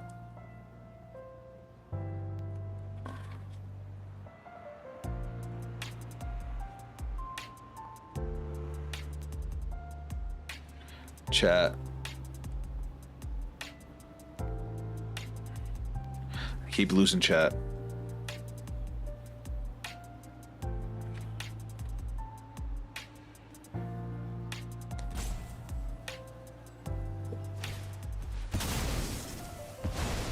Fucking course.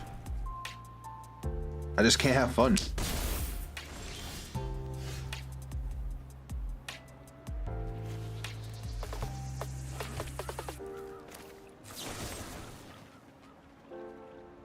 I guess I'm just gonna kill this thing.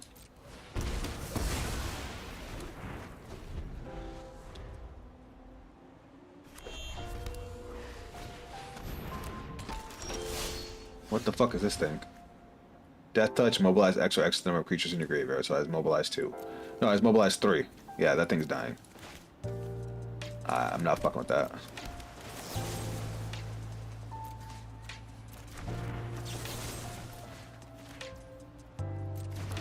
God, I should have paid for this. All my shit needs me to pay life and I can't get any of my lifelink cards. Yay.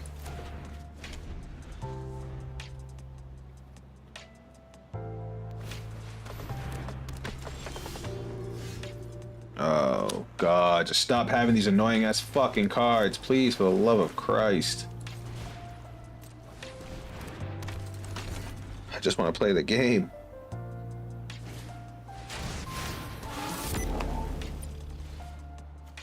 Start your engine. Sacrifice another creature. Survey 1. I'm gonna block it.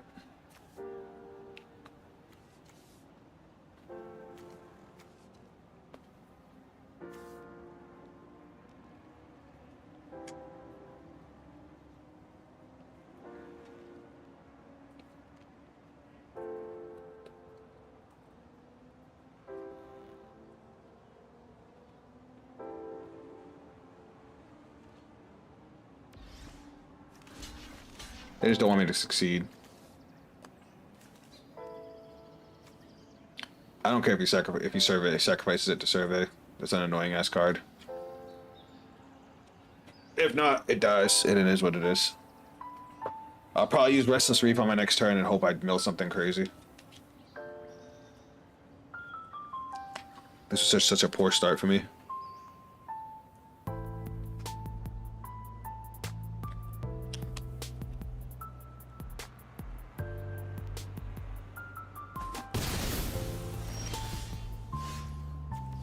I mean, that was a good top deck, but I have no way to discard it.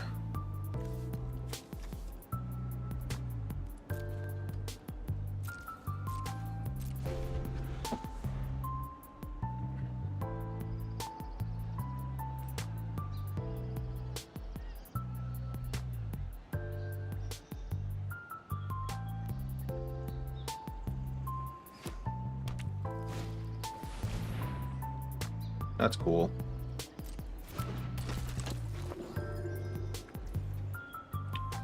On the bright side, he's not doing much.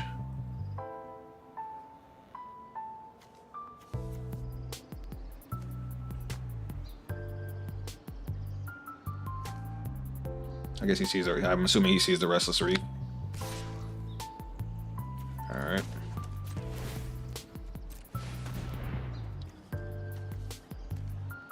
Go, my shark. Don't get nuked immediately, please.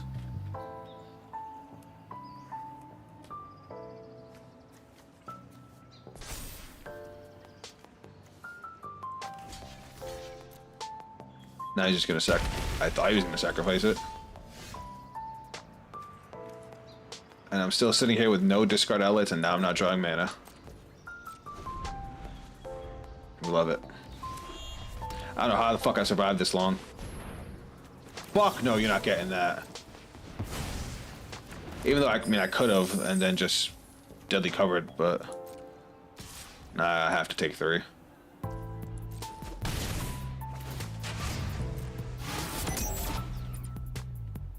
That would have been suicide for me to let him have that.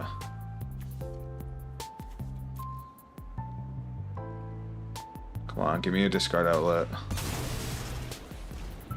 Yes, get greedy, get greedy. Come on, give me something.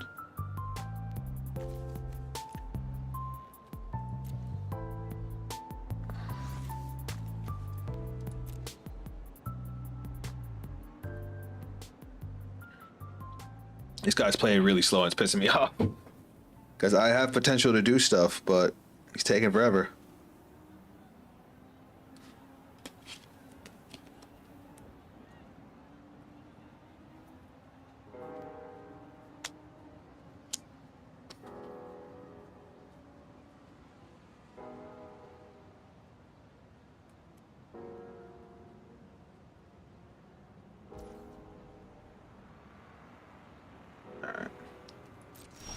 Draw. I'll take the lands. Deadly cover up. Actually, I'm not gonna exile his shit because he has no cards in it. He has no cards in hand. So I can actually Coiling Rebirth, which will let him. I know it'll let him draw a card, but I can get 2 Cynical Loners out, which might actually help me get into what I'm trying to do. Well, no, because I lose all my revival spells, so I don't know. I don't know what I'm gonna do yet. That's a good fucking card for him to get right now. And he has Mobilize 8?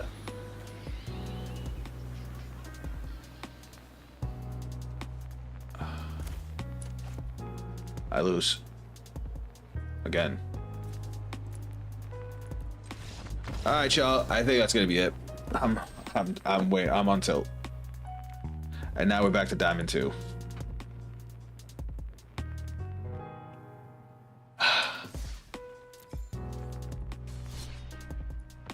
I'm gonna do one more just to get back up to Diamond 1, and then I'm gonna call it. Watch, I'm gonna go on a fucking losing streak. I should be stopping now. That was probably the universe telling me I should be stopping. Well, let's see what happens. That was such horseshit. Good hands.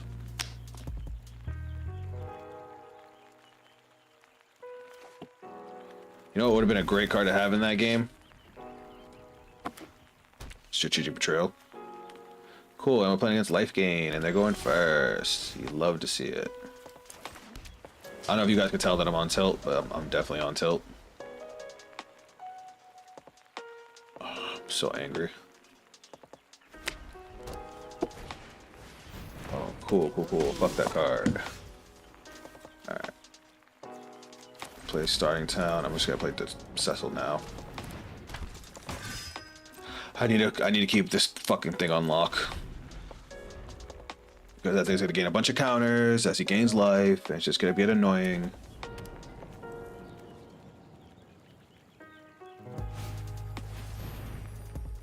Of fucking course.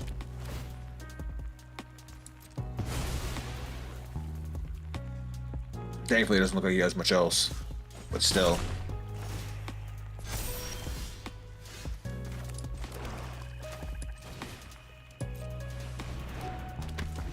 I'm just hoping he doesn't gain a life. Well, he doesn't gain life, he's not going to swing with it because he doesn't want Cynical Loner to kill it.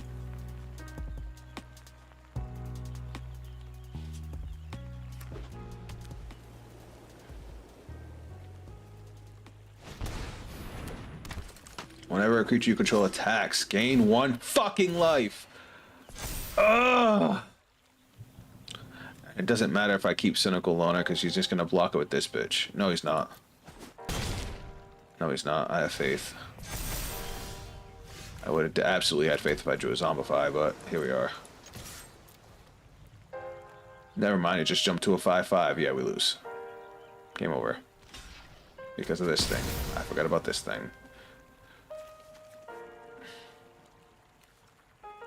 He already has game on board.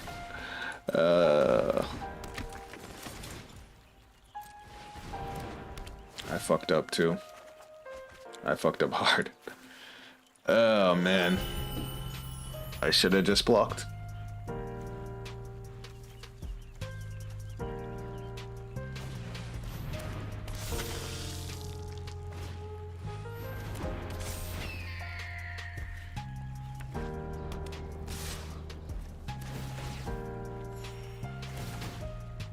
This is great.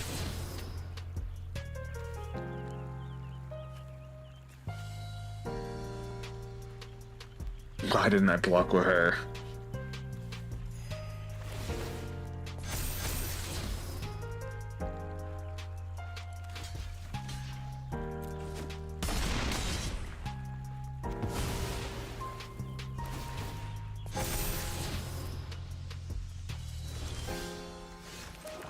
That don't fucking help me. Alright, that's the game. He's just gonna swing with all that, and there's nothing I can do about it.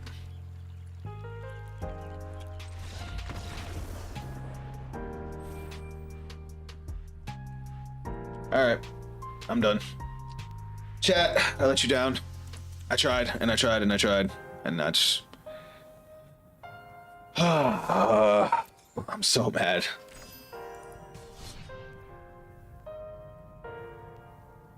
I promise I'm not that bad, but like... I'm definitely making horrible decisions after horrible decisions. And it's matchup dependent. Like... What the fuck am I doing? Like, I'm still trying to figure out how I should run this deck. And it's just... Like, sometimes... you guys saw at the beginning of stream, it was working fucking fantastic. But it's like, sometimes it really just doesn't. Sometimes it really just doesn't. Like... Obviously, we have our draw cards. Rolling Dragonstone Charter Course. And Winter Night Stories. And those not only draw us cards, they also get us, you know, our cards into the graveyard. Which we like. I've thought about cutting down Winter Night Stories down to 1 and putting Chart, of course, up to 2, so, you know, it's easier to double spell, sure. Inspiration from Beyond is a card we don't typically need to depend on, but it's our only way to get our sorceries back from the grave. It mills 3 and gets us any sorcery or instant back from the grave, which is cool because, you know, we can get our counter spells, we can get our revival spells, we can get any of our destruction spells, and then Cynical Loner is our tutor. She gets tapped, she can dump, which has been fantastic for me. But fuck, man. Ugh, so bad. Alright, so maybe I should run more destruction. Because, like, I need to be able to slow my opponent down enough that I can get to my turns. As much as I love Emmett Selk, I think he gotta go. Season of Weaving is the only reason I'm running Season of Weaving is because in the late game when I need to, you know, get back into it, it's a great way to draw extra cards. Not to mention, if I have anything on the board that's established at all, I can just copy it and bounce the entire rest of the board. It's a really, really strong card. But I've also thought about running like Season of Loss, which is basically a pseudo board wipe, and it only costs 5 mana as opposed to 6. And I can force my opponent to basically sacrifice 5 creatures. Well, we both would have to, but you get what I'm saying. I don't make a massive board until I'm ready to go off. So maybe it's just better to keep that as an oh shit button. It's just like, I don't want to modify my deck too much because every time I do that, I end up missing some of the older cards that I had. But if I do this, if I cut these, I guess I could try it like this. I've even thought about taking out Valgaboth and just focusing on Bahamut, which I've done before. But again, I don't want to fucking destroy the identity of my deck.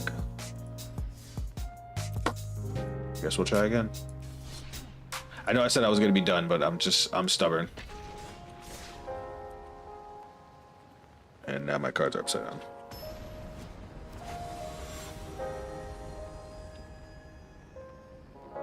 So fucking stubborn. Bad hand. I guess better than nothing.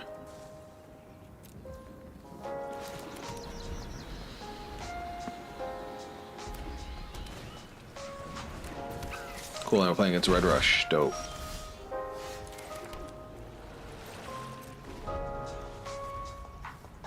Hopefully we hit something good off Winter Night. On the bright side, we went first at least. But here we go, all the burn, baby. He gets a whole nother turn to fuck me up too.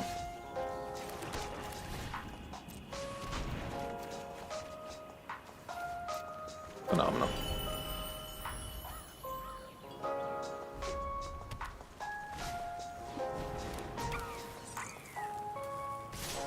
Five more damage, let's go.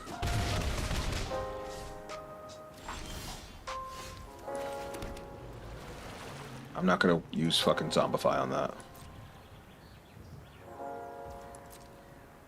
If he plays something scary, we'll Bitter Triumph. If not, I'm just gonna wait till next turn and hit Deadly Cover Up.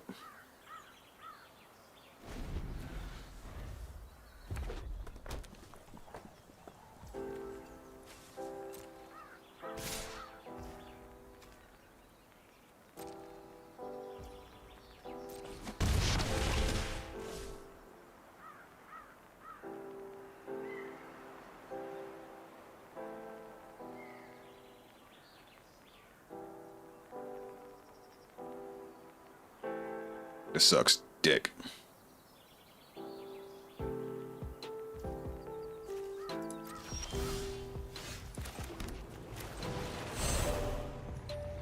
And the fact that I have to do this like this is just so ass.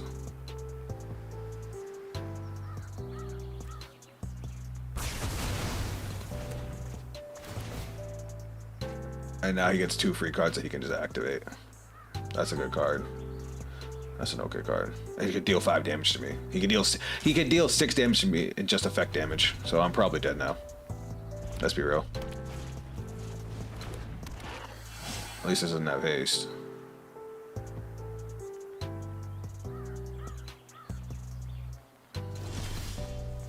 Holy shit, I'm alive.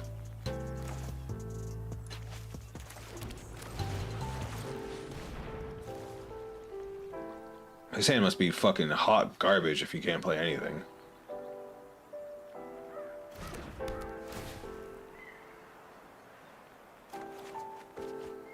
Fam.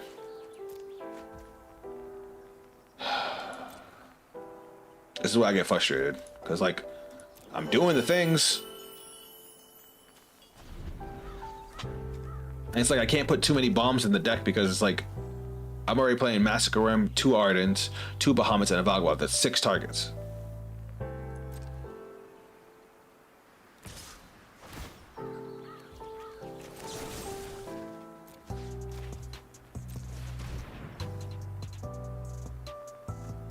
It don't matter. We have plenty of mana.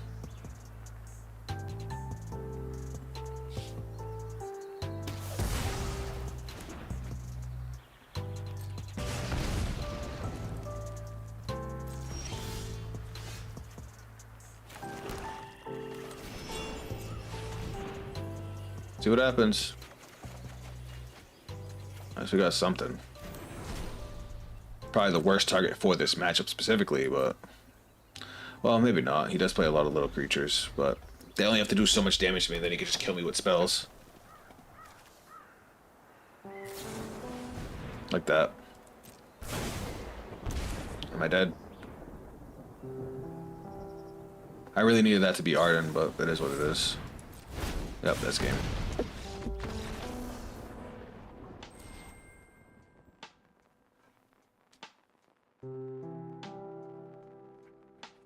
Alright, I'm done.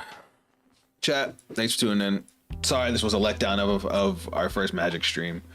I was hoping I would be able to make it to Mythic quick, and then we could have just fucked around with other decks, but I couldn't get it. But this is just our first stream. Hopefully our next one will go better. I definitely want to play more Brawl. Brawl is probably the most fun I've had on Arena. It's basically Commander, just 1v1. And I can show you guys some cool stuff that I've come up with. Until then, I'll catch you guys on the next stream. Later days.